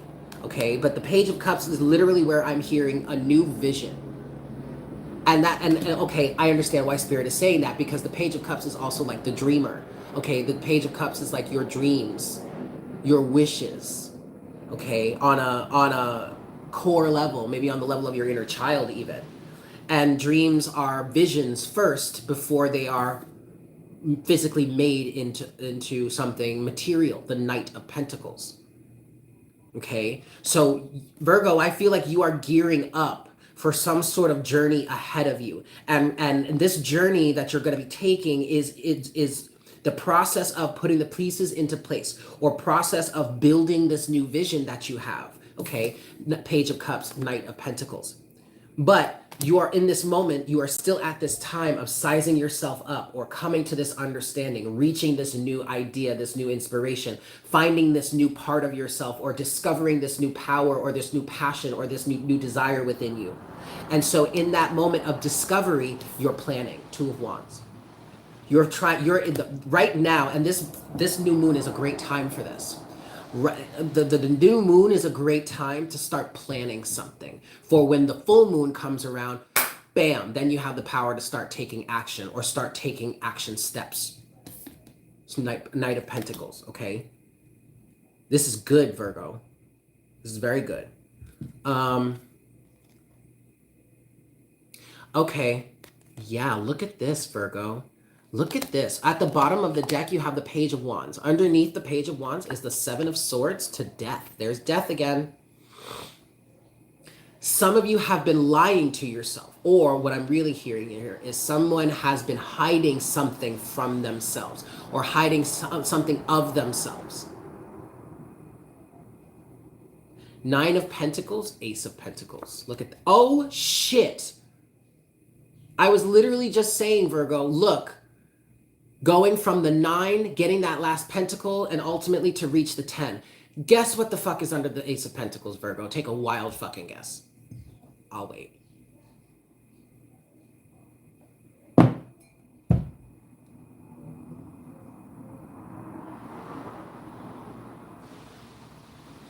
Not in this session, Samara, but I am taking them. If you want to schedule one with me, check my description box for the details. But look, it's the 10 of fucking Pentacles, Virgo. Look at this shit. Yep, you got it, Akira. Look at this shit, man. This is awesome, Virgo. But right now, 7 of Cups to the 10 of Swords to Temperance. To the Tower. Whoa, Virgo. Yep. See, big changes. Making big changes. You're right now in this 7 of Cups energy, making sense of the situation that is coming to an end. Alchemizing. Temperance card. Because something big has fallen, or something big has changed. Something big is changing. A blockage, a barrier is being removed, I'm hearing. A way that you were deceiving yourself maybe about your own personal power. Ooh, Page of Wands, 9 of Pentacles. Your money, your ability to make money, something like that.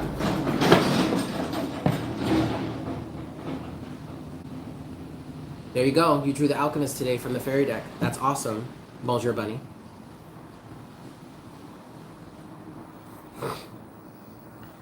Okay, well, Samra, maybe you missed it. Maybe you got in after I said this, but in the beginning of channeling for Virgo's energy, I was feeling like the spotlight you normally put out on others, or just that normal ability to be perceptive, to seek, or to spot the imperfections in something, that spotlight is being turned on you at this time. Or that's what I'm feeling for Virgo. You're able to see parts of yourself that need healing, cracks or fissures in your own foundation, in your own structure, in your own sense of self, in like the way that you present yourself maybe, or learning and discovering new energies within you, something you didn't know you had, some sort of passion you didn't know you had, some sort of power you didn't know you had, a desire you didn't know you had, a talent. But the main thing for Virgo right now that I'm picking up on in this new moon is needing to put that spotlight on the self and see where you're going wrong here. It's not all, you can't fix, if you need to and want to fix your circumstances, Virgo, you can't do it solely by adjusting the pieces of your physical puzzle.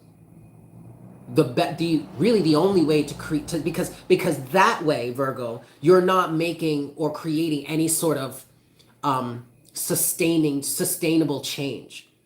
It's temporary because you're not addressing the root of the issue, which is found internally. When you address the situation internally from an energetic point of view, that's where you start to create permanent, lasting change in the physical, because your alignment will be different, okay? So, but Virgo, this feels good for you because you have all of these energies, all of these planets in Virgo right now, Sun, Moon, Mercury, who is retrograde, and Venus. This is true sidereal astrology, okay? But you have all of these energies in Virgo, basically making a stellium in Virgo at the time of the new moon, which technically was 2 days ago, but okay. But so this, regardless as to how difficult this may seem or be, or normally how difficult it would be, any other time you wouldn't be able to face yourself like this, or you wouldn't be able to see so deeply into yourself like this. But because you have, especially since you have Venus here, okay, that's adding a real extra boon of love, of unconditional love, of nurturance. When I was talking about this really in the horoscope videos in the earlier of the month, I was saying this new moon feels like there's a dose of fertilizer being injected into your situation with Venus being here, okay? So that's why it could actually be easier for you, or a more positive experience, or easier for you to literally to heal this, handle this, see this, to see deeply into yourself in this way, to discover these parts of yourself that you potentially didn't know before, okay? Excellent, Virgo. I love that for you. I'm going to leave it there. I hope that was helpful. 7 of Cups for you is getting to the root, so to speak. And boy, when you find that motherfuckers, that's when the tower is going to fall. Yep, that's absolutely right, Nikita. No, I got you, babe. Yep. Aw, thanks, Bernetti. All right, guys. Scorpio. Scorpio is next. Ooh, Scorpio. I'm feeling spicy for you, Scorpio. Oh, I will say, though, I love me some Scorpio motherfucking energy, okay? I'm just going to say that. God, I love Scorpio. Scorpio is so sexy. Ooh, what is going on for you, Scorpio? Hold on a second. Let's get into this.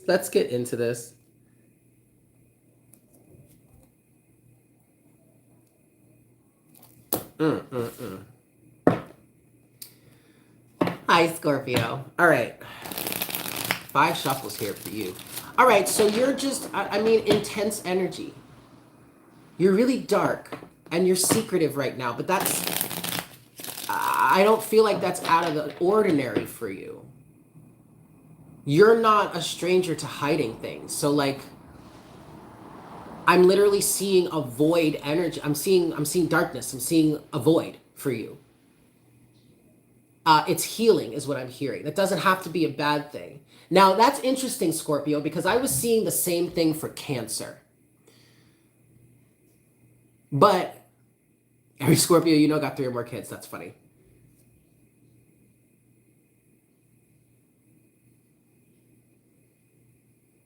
Oh, Barnetti, I love you.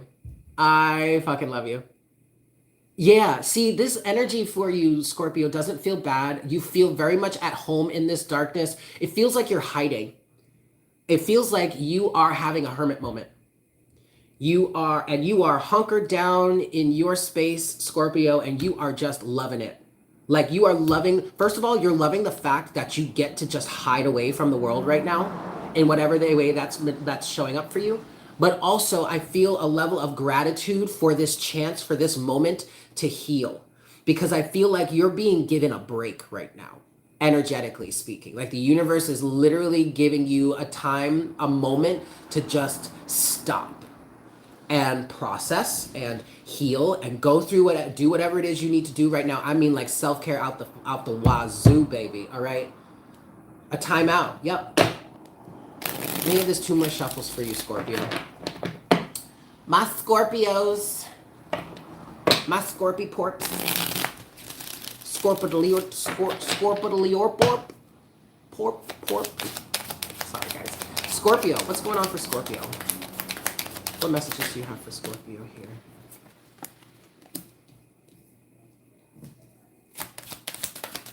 I literally just heard, where are we going with this? But I feel like Scorpio, you are in the, yeah. You know what's funny, Scorpio? I was shuffling right after I finished Virgo and I realized, okay, we're going to Scorpio next. I was just shuffling and I almost started pulling cards for you right then and there because the energy felt right. And a card came out and I was like, and I felt like I wanted to take it, but I was like, wait, no, I haven't even taken down the timestamp yet. Let's do this officially. And it just came back out. It's the 10 of Cups.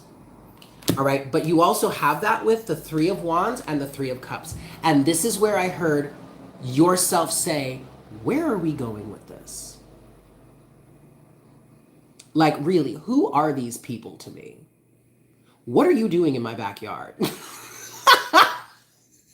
What are you doing in my front yard? Why is there a party in my front yard right now that either I didn't know about or I'm finding myself not wanting to be at to begin with? Yes, Scorpios are the fixed sign of the water signs. Those elements, like those elements don't really change in between practices of astrology. So, you know, the fixed signs are the fixed signs. The houses represent the houses, like they have the same meanings. Okay, that none of that changes when we go to true sidereal. It's just the placement of things where the planets are in the sky currently. You know what I mean? You have 2. Oh, that's right. You were talking about those groundhogs. That's funny. That is funny, Barnetti. I really feel like yeah, see, ooh, Scorpio, the Queen of Pentacles is your overall energy. And let me tell you something, Scorpio. I have been pulling the Queen of Pentacles a lot for myself. So in the few days that I haven't had any access to power or internet, or at least consistent power and no internet. I've been doing readings for myself.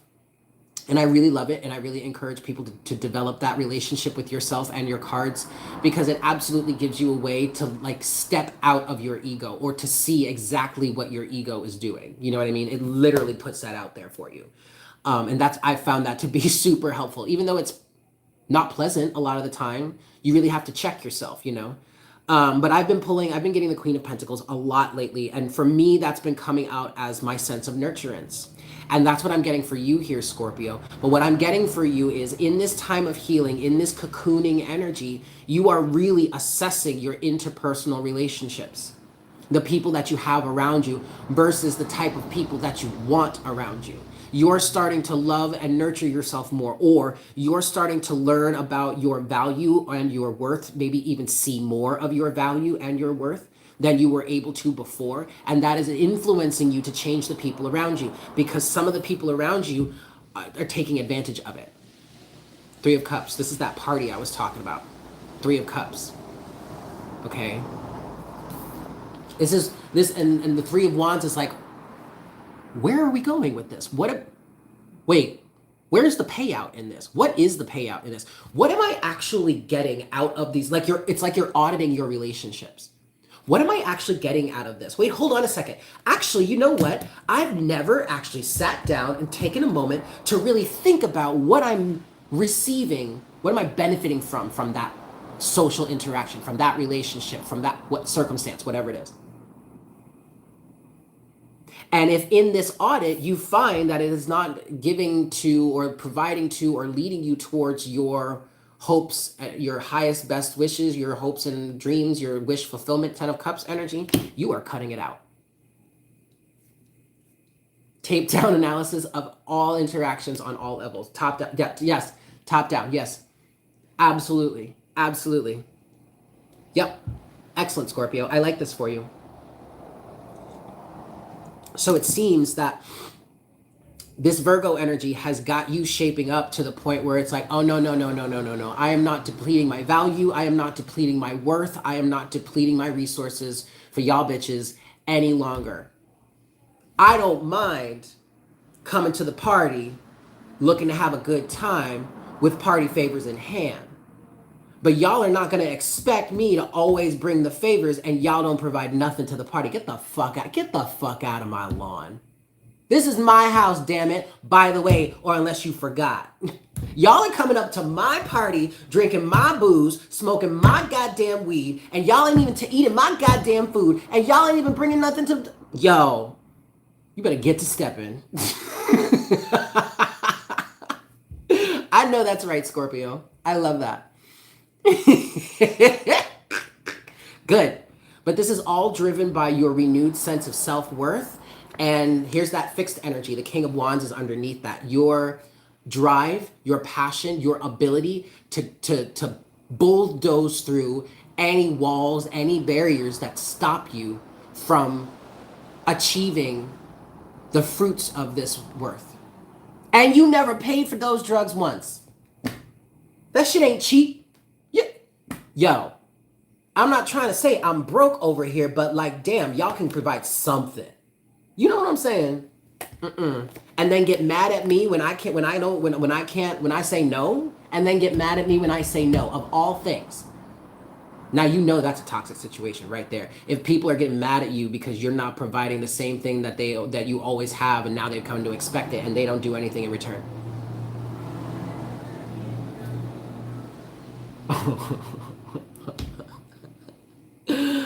Bonjour Bunny, I actually don't know what movie you're talking about. Bonjour Bunny. But maybe I was picking up on it. Users hate boundaries. Oh, they hate them. So good. Hold those boundaries. I'm sorry, Bonjour Bunny. Did I just ruin everything? I failed. I failed.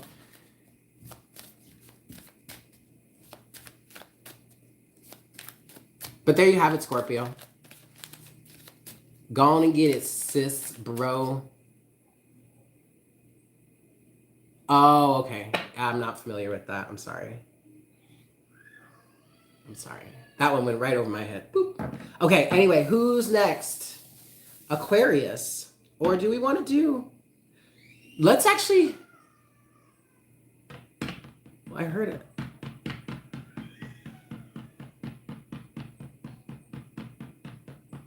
We're going to go with Aquarius. Aquarius.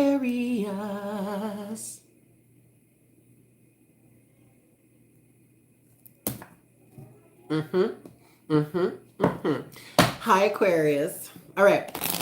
So you were our activation point for what the collective seems to be experiencing now in terms of the shifts, in the changes, in the changing tides, in the things that are being swept out, cleaned out, cleared out of our lives in this new moon, okay? And the reason why I say you were our activation point, Aquarius, is because from my understanding of how the cosmos has been working lately, hi, Dragoness, what is up, Michelle? The last full moon we had, early September 9th, was in your sign, was in the constellation of Aquarius. Again, true sidereal astrology. And for me, I was saying that feels like an activation point of us really starting to analyze, take action towards our renewed sense of dreams of fulfillment that were inspired by the previous new moon before that, which was in Leo, okay? But by the time we got to the full moon in Aquarius earlier this month, that kicked off a moment of being able to really get underneath the surface of our interpersonal relationships and how those interpersonal relationships may have been affecting our way forward, our movement forward, our progress, either affecting and or hindering, also influencing us to find or seek the groups, the social experiences, the social interactions that will help to aid us in the achievement of our goals and dreams. And this is all because, Aquarius, you are ruler of the 11th house. The 11th house is your hopes, dreams, and wishes, and is also your house of big social groups, like collective social groups, okay? Community groups, your neighborhood group, okay? Something like that. I like to say, in a more trivial way, in a more trivial sense, the 11th house would represent your groups, the groups that you're part of on Facebook or some sort of social media platform. You know what I mean? How you identify socially, how you Yes, identify with others, how you connect with others socially, on a social level, on a big a collective scale, okay? So, okay, let me shift my focus, sorry.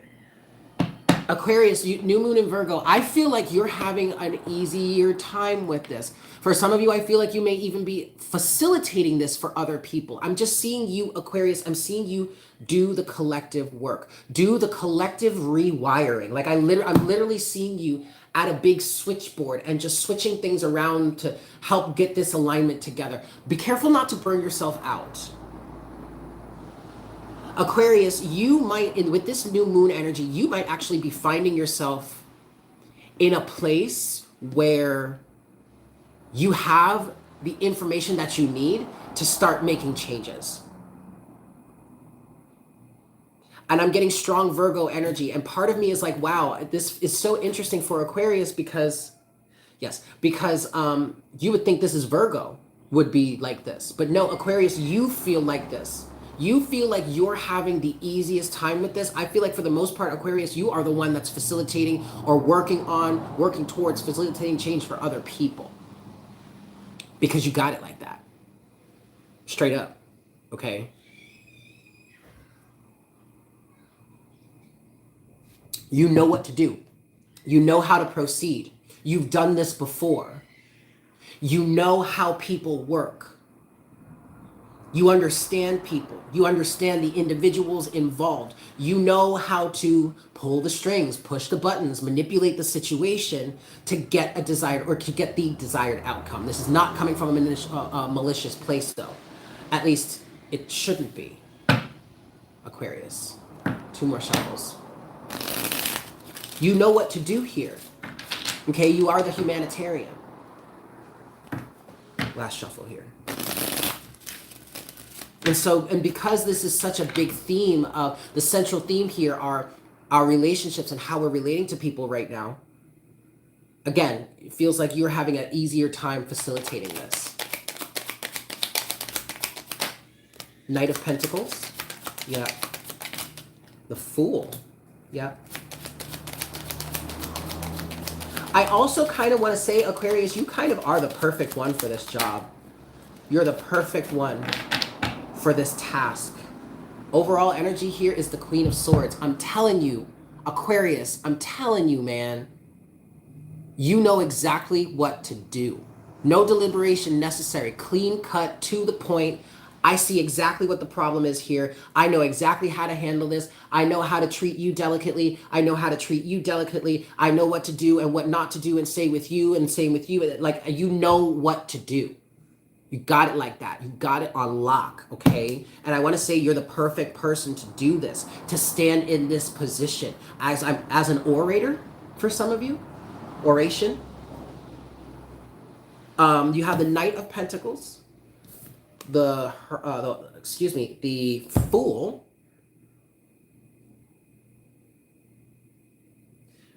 I wanted to say the Hermit. That's Virgo energy. That's that Virgo energy coming in here. Be careful, Aquarius.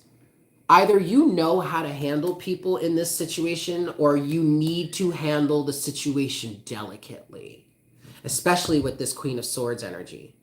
Granted, underneath the Queen of Swords is the Queen of Pentacles, the King of Pentacles, and the King of fucking Swords. You've got to be shitting me, Aquarius. This is what you've been through this up, down, left, right, center, 360, like there and back 6 times over. Like, you know this shit like the back of your hand. And that can make you come across, that could accentuate the way that people would sometimes perceive you as flippant, aloof, not emotionally invested, or like, I think flippant is actually the right word here, okay? Especially with this strong Virgo influence, right? You can come across as unfeeling. I'm hearing unhinged for some of you. Wild with mania for a little bit. Okay, but you're the perfect person. Whatever this is, go for it. Knight of Pentacles, the Fool, 7 of Cups, and the Wheel of Fortune. You know how you know how to direct this, this seemingly confusing situation, or just having so many moving pieces or so many people to have to juggle in this. It's like wrangling cats. Okay? But you have the juice, Aquarius. You got the juice. I'm telling you, baby, you got the juice. All right?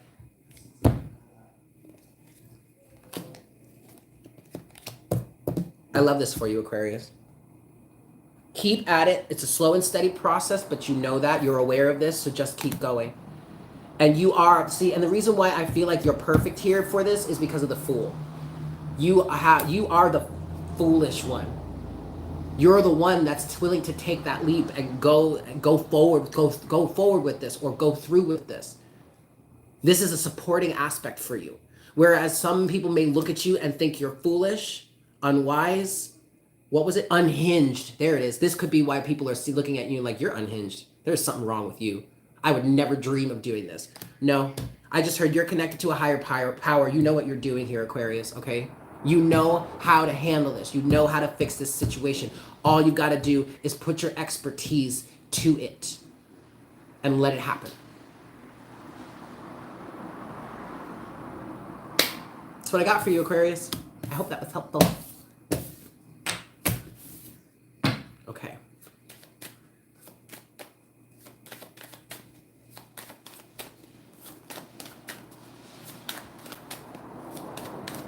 So we have 2 earth signs and a water sign left. I want to go with Pisces next.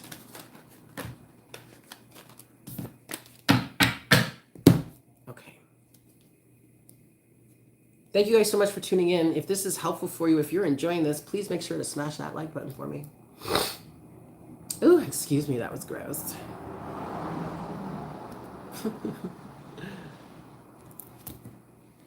Hello, Pisces. Ooh, my beautiful Pisces.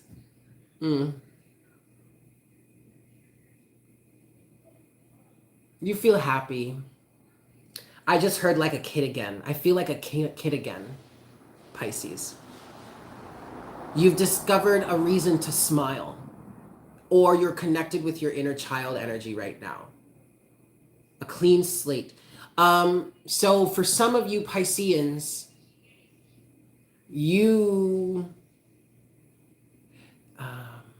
there was a storm in some aspect of your life, but this new moon energy has like brought in a circumstance or an energy or a sense of clarity that has helped or is helping to clear the storm away.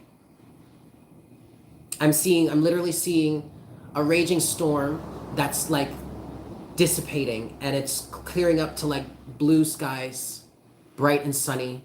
And I feel bliss. That type of bliss that like I want to cry. Like it's just, I feel so happy. And I don't even want to call it happy. It's just not even, happy doesn't even begin to, it's joyful, it's blissful. You found this, you're finding this, you are gaining the ability to, you have the opportunity to find this sense of gratefulness, yes.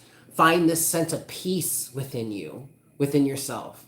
Could very well be in your love life. This could be a raging storm of insecurity that has kept you from being able to align with the proper soulmate, okay? This does kind of feel pretty similar to Libra's energy, because Libra is feeling themselves, honey, okay? I'm gonna give this one more shuffle for you, Pisces. I feel like I'm getting bit again. All right, Pisces, one last shuffle.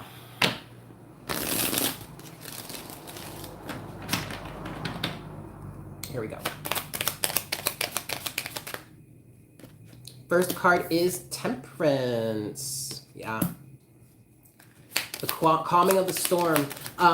There is some sort of, yeah. Yep. Okay, I'm gonna leave it right there. There's some sort of inner conflict that seems to have been resolved or is being resolved, or you have the potential to resolve it. I see you putting up boundaries, Pisces. You have Temperance, you have the Nine of Swords, and you have the Seven of Wands. And if you're not putting up boundaries, for some of you you are, okay? And these are boundaries between you and other people. But for others of you, if you're not putting up boundaries, what Spirit is saying, what I'm hearing is you are sufficiently getting over it. Seven of Wands. Like literally getting over it this time. I feel like there is an open opportunity for you to reach some sort of emotional clarity, something that has been plaguing you, Nine of Swords, for a very long time.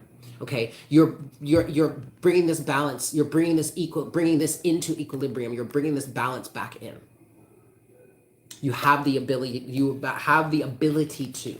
Overall energy underneath the deck at the bottom of the deck for you is the Nine of Wands.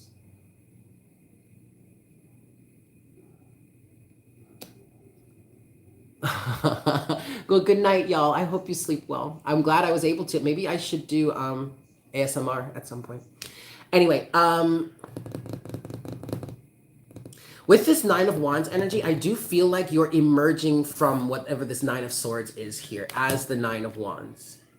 But in this Nine of Wands energy for you, Pisces, it is the Wounded Warrior card, right? You're battered and bruised. This person in the traditional Rider-Waite-Smith deck, it's depicted as someone in bandages, with this wall of 9 or 8 wands behind them. They're holding the 9th one, looking over their shoulder, like expecting some sort of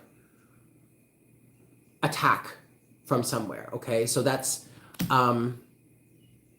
I feel like that's how you're emerging out of this Nine of Swords energy here, which makes perfect sense, looking over your shoulder. But yet, Pisces, there is a sense of optimism here because, like I said, you have the ability to sufficiently overcome something, to sufficiently get over something, to finally put that last nail in the coffin for you. Now, to really end this situation on an emotional level. Now, that doesn't mean you're not going to still deal with the memories, okay? It is going to be a training process. You have to train your mind and your body over time and through repetition to see this in a different way, to integrate this. It may not necessarily be an overnight thing, but also, Pisces, something is happening here for you during this new moon, and I guess the energies are just ripe for it, or this is what's going on for you. You have this window of opportunity to sufficiently get over something. Put that last nail in the coffin so you're not dealing with it like this anymore. Nine of Swords, okay? Instead, yes, all right, you're in the Nine of Wands, but to me, if going from the Nine of Swords to the Nine of Wands here for you, Pisces, to me this feels like the battle is over. You don't have to fight with the sword. You don't have the sword fight anymore. You're not really in this constant danger anymore. But the 9 wands you have before you are still the defenses, the boundaries that you've been able to put up between you and this circumstance, you in this situation, maybe even you and this person, okay?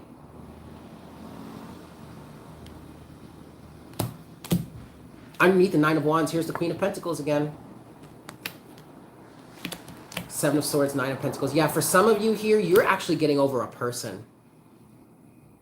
A really toxic relationship. An abusive relationship, maybe. Emotionally abusive. Mentally abusive, maybe. This could be an addiction. Either way, though, Pisces. Temperance. Balance. Equilibrium.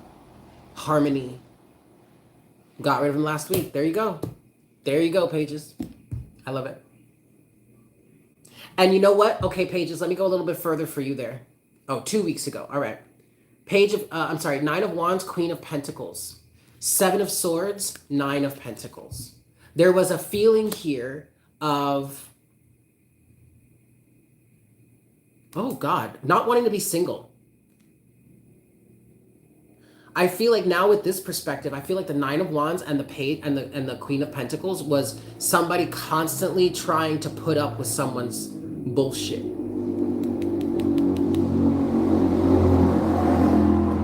not believing they could do it on their own, not feeling fully confident in being on your own. 9 of Pentacles, 4 of Cups, not wanting to take that opportunity. But then there's the Page of Wands and the 2 of Cups. You change your tune, honey. Knight of Wands, 8 of Pentacles, yeah. Change your tune, honey. That's great. That's great, Pisces. I love this for you.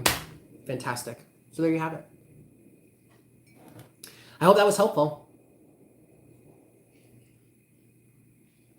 But you basically were. Yep. I can do bad by myself. I can be bad by my damn self. I can be bad by myself. Hey, yo, I done it before, I can do it again. Sure don't need you to be my man. Yes, I love it. I love it. I also love TLC, but you know. All right, Taurus, right? No, Spirit said Capricorn is next, so we're gonna go with Capricorn. But there you have it, Pisces. Thank you so much for tuning in. I hope that was helpful for you.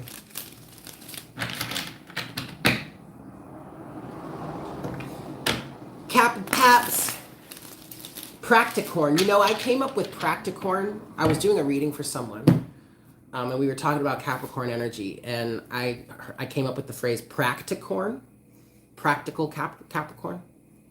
I like it. I was proud of myself, actually. So, yeah. Hi, Cappy. Capricorn. I just heard his physical sense of surroundings is changing. This could be you, Capricorn. This could be you from a masculine point of view. This is definitely speaking to the masculine, or a masculine individual, or a masculine energy, a masculine concept, a masculine point of view. Could be within yourself, right? We have masculine and feminine energies within. Capricorn. This is also making me feel like the fact that the message was his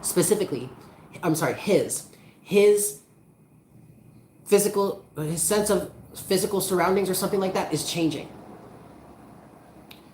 This, Practicorn for Capricorn. This actually is resonating with a level of the energy that I've been picking up for you all month, Capricorn, about, for some of you, and this came through in the Oracle card and tarot reading for the month of September, before I was doing the singles readings. But there was a message that came through, Capricorn, for some Capricorns here, of starting to accept the non-physical, the reality of the non-physical, and how there is a non-physical world that is overlaid over our physical world and does very much interact with and is connected to our physical world. There's more out there than what meets the eye. So that's kind of where this feels like it's along this line here, Capricorn, okay? I'm gonna give this 2 shuffles. For you, Capricorn, this new moon feels very refreshing because I feel relief for you, Capricorn, because you're able to start over or start fresh, start anew. This is a perfect time to wipe the slate clean. I literally see you wiping the slate, or wiping the whiteboard, or clearing the chalkboard. And what you're clearing away are all your previous identifications, all of the ways that all of the hard facts you had collected or had agreed upon throughout your life, or at least just in this realm. You're wiping that clean, saying, okay, we're starting over. I'm rewriting these rules here. I'm rewriting my definition of reality here. And the new moon in Virgo feels very relieving for you, because you have the energy to start over, start fresh, start anew. Oh, hold on. It's too late now. No, you didn't. Okay.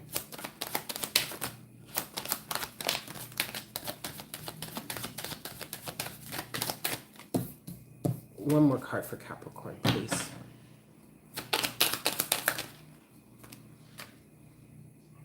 Okay. Interesting, Capricorn. You have the Ace of Pentacles, which has turned in reverse. You have the Four of Wands, and you have the Four of Pentacles. There's definitely something about defining something here. Overall energy at the bottom of the deck is the Nine of Cups and the High Priestess and the Page of Wands. Whatever you're discovering, Capricorn, is exciting. I feel like you're really enjoying it. There's a sense of excitement here. And what I feel like is also happening for you right now, Capricorn, is that there is a great sense of ease here because you're accepting something about our reality that effectively lightens your load. You don't have to work physically as hard as you may have thought. That's a good thing, Capricorn. Now, you do have this Ace of Pentacles. It came out in reverse. But what I'm getting with this, Capricorn, is either this is literally it showing up as you planting a seed. Although I know the ground is up here and this is going towards the sky. But I did see planting a seed in this. But I'm also picking up on a redefinement process. So maybe ultimately, maybe you're not planting the seed yet. Maybe you will be in the future. But what you're doing right now is still defining or generating the seed that you want to plant or that you need to plant. You've got the fertile soil here in the Four of Wands and the Four of Pentacles. You've got the fertile and stable soil to plant it in. But right now, as you are redefining your sense of reality here, you are generating a new seed. You are generating a new breed of this plant in your life. You can literally see this as, and I'm gonna do it this way because I'm really into it and I really want to do it. But I'm seeing like the reference I'm getting is like breeding marijuana plants. Marijuana grows, you either have a male plant or a female plant, and it's the female plant that creates the buds or the flowers that we smoke or that we get the THC from, the CBD from, and all that kind of stuff, right? That's from the female plant. The male plant grows and produces pollen that you can harvest. And what I'm literally seeing is like going through the process here of having this one strain of female plant and then this other strain of male plant that you really like and you want to combine the two together and see what you get. Okay, so you collect the pollen from the male plant and you pollinate the female plant, and so you can see this Ace of Pentacles in reverse as the process of the female plant generating the seeds that were to come from pollinating it, eventually to be planted in your safe space, in your garden. Four of Wands, Four of Pentacles. Okay, safe, happy, creative, lots of creative energies, lots of creative juices flowing here. I'm also getting that creative energy from the High Priestess. You are allowing more wonder, more excitement. The energy is flowing for you better now, Capricorn, because you're allowing it to flow better. You're not restricting it so much with labels and recommendations and all kinds of shit, right? That is really beautiful. Now, I'm not saying that this isn't a little nerve-wracking. It's new, it's brand new to you, okay. But also, I do say that there is a sense of relief here for you. Because what I'm hearing is things are flowing as you would like them to be. Not as you would prefer. As you would like them to be. As you would prefer. But it's not happening in the way that you thought it would. Because now there are more possibilities. I like this. I like this a lot, Capricorn. Excellent. So there you have it. I hope that was helpful for you. Happy new moon to you. Last but not least, we've got good old Taurus.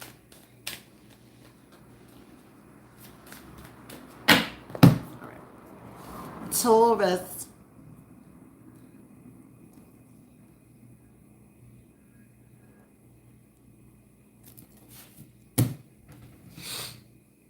All right, Taurus. So there is... Oh, Hi, Taurus. okay. A sense of home and a sense of fulfillment. And that's funny because there is a Taurus that I know that just got their power and water back.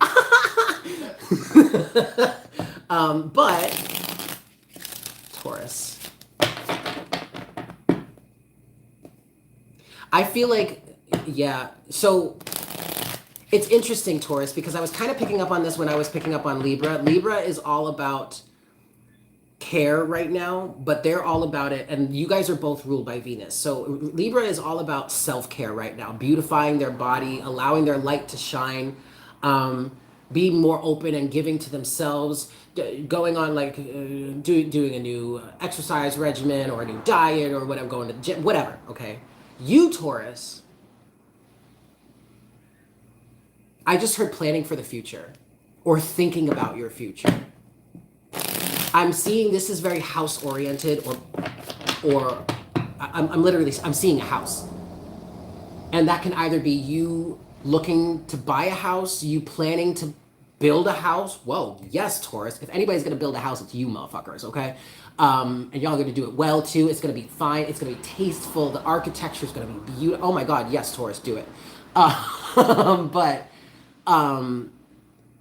This house could even be a family thing. Some of you may be gearing up to preparing to start a family. Some of you are getting in the mindset of like, holy shit, I want to have a family. I want to start a family. I want to be able to house or home a family eventually in my life. I am, for some of you, I'm picking up, ooh, come on now, Taurus. I'm picking up on a level of maturing. Ooh. And that's coming, for some of you, that's coming from the place of like wanting to have a family. Preparing to have a family.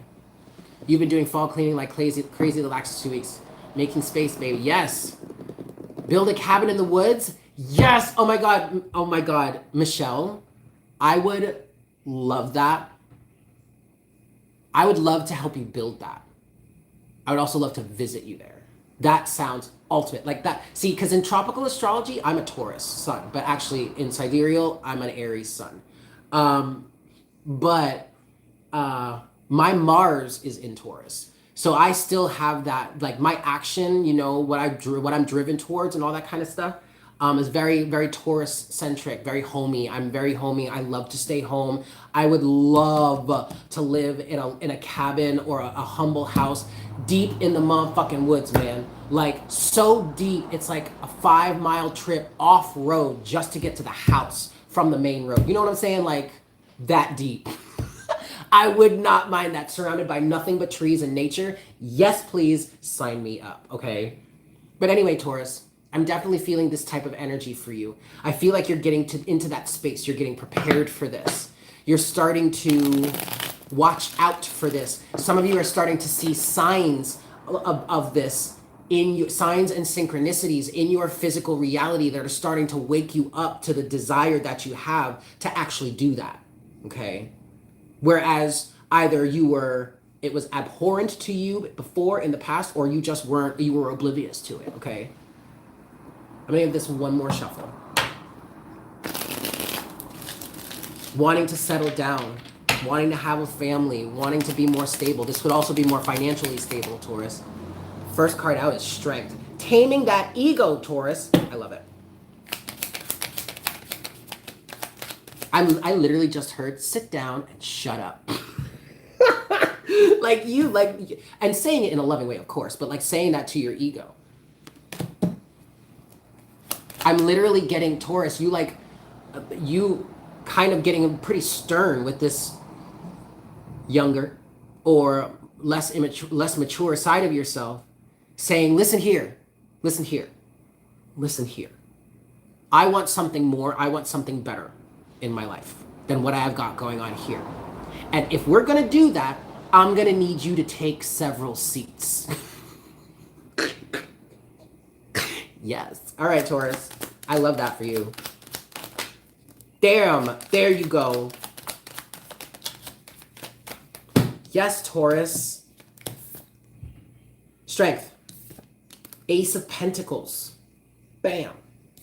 Page of Pentacles. Bam. The Queen of Cups. Somebody getting pregnant. Somebody getting pregnant. Okay? But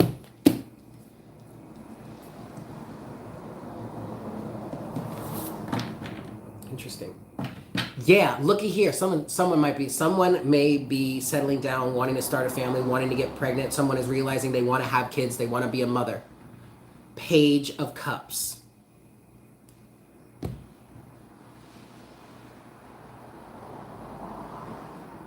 For some of you, this may be a partner here that is fully committing to you, or is recognizing or realizing that I just heard this is a good fit. This is a good fit. This is a good match. This is someone I could settle down with. So I would want to make an offer to them. Extend an offer. Page of Pentacles is feeling like a new chapter in your life, in this relationship. Page of Cups literally feels like a child. Okay. This is beautiful, Taurus. That's what this reset is bringing out within you, is generating within you. Give me a second. What's the message here, though, Spirit? Because now I feel like I'm telling you guys something. For somebody here, I'm telling you things you already know. So now I'm kind of like, okay, so are we just confirming that for them, or is there? I didn't do this for any of the other signs, but I'm feeling called. It's necessary. Spirit is saying it's necessary to do it for you. So I'm going to pull a little bit more, Taurus, but I'm going to pull between the energies of the Ace of Pentacles and the Page of Pentacles. You need your confirmation. Well, that's very Taurus of you, so yeah.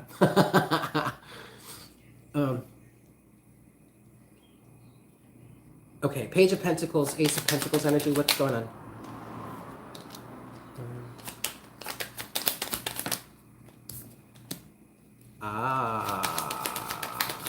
Oh, there we go. Okay, so Taurus, it seems that some sort of illusion has been broken.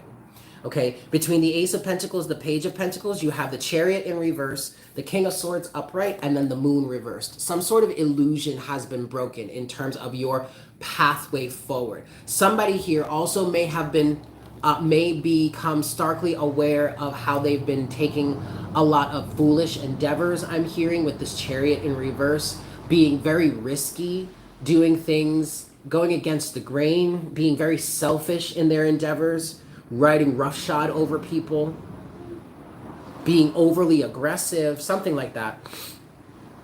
Or simply put, Taurus, it could be just going in the wrong direction.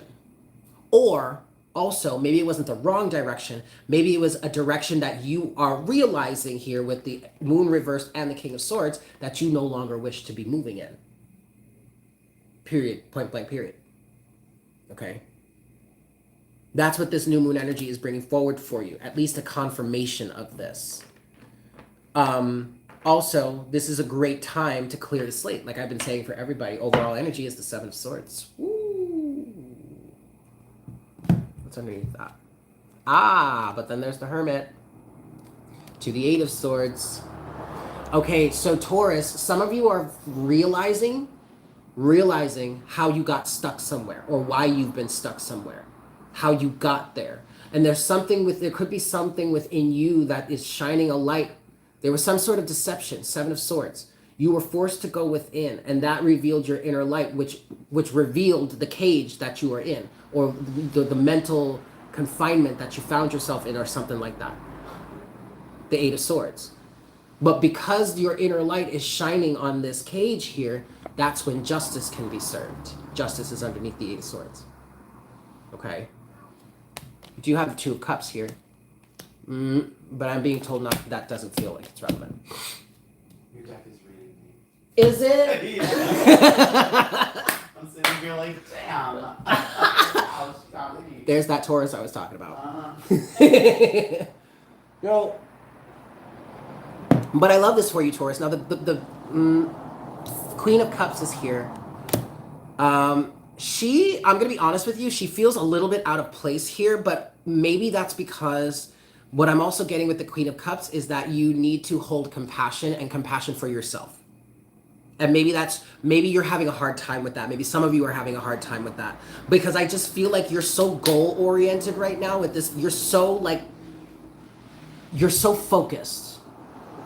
Don't forget to have compassion for yourself. Because ultimately, this is all a game. This is all a learning experience. And you damn sure learned something here. Shit. Okay. Okay. I like this for you, Taurus. So, yeah, there you have it. I'm gonna leave it there. Ooh. Thank you guys for tuning in. I hope this was helpful for you. Please make sure to like that, smash that like button for me. Subscribe if you feel so inclined and haven't done so already. And I am, Dragoness. Thank you so much for that donation. I love you too. Surety, yes. I love you guys. This was so fun. I'm glad we got to do this. I don't know what's going to happen moving forward. I don't know when I'm going to get power. This is day 9. Day 9, you guys. It was fun to hang out this afternoon. I really enjoyed it. But also, let me put you onto this. I was in this moment of not having power and doing my own readings for myself. I've been working with the Celtic cross spread. And I really like it, and I really want to do more readings. I want to do, like, the next round of readings that I want to do for the collective outside of the October zodiacs, which I really want to do. I'm sorry, the October horoscopes, which I really want to do. I just don't know if I'm going to be able to get them out before the end of the month, which is highly unlikely at this point. But, so I don't know, we'll see. But the next round of card readings I want to do for the collective or for the individual, for the signs or whatever, is the Celtic cross spread. So I'm excited for that. So stay tuned. Oh, that's skis. Yes? All right, guys. I'm going to go because, oh God, do you think Econo is closed? I don't know. Edwards might still be open. Shit. Okay, we gotta go. I love you guys because we gotta go get stuff for dinner. And yeah. So I love you all. Mwah. Thank you so much for being here. And I will see you soon. Yes, have a great rest of your day, rest of your evening, whatnot, whatever. I love you. Mwah, mwah, mwah, mwah, mwah. Bye. Y'all in the chat.